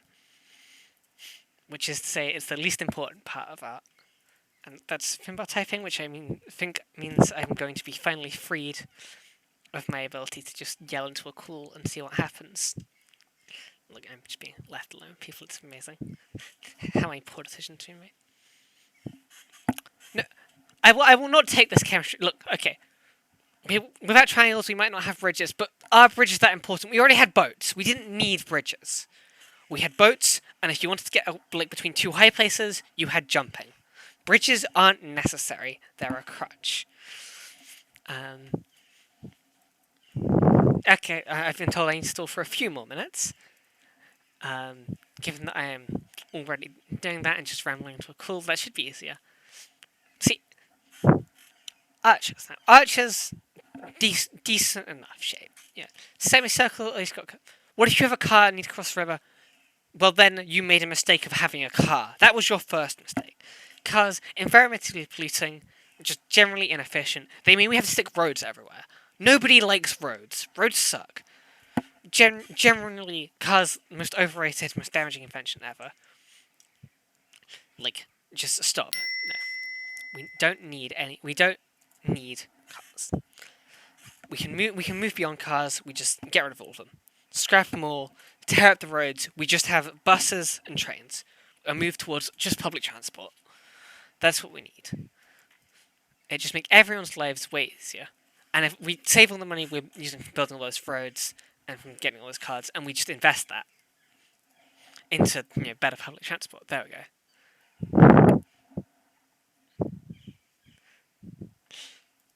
I see I am being quoted.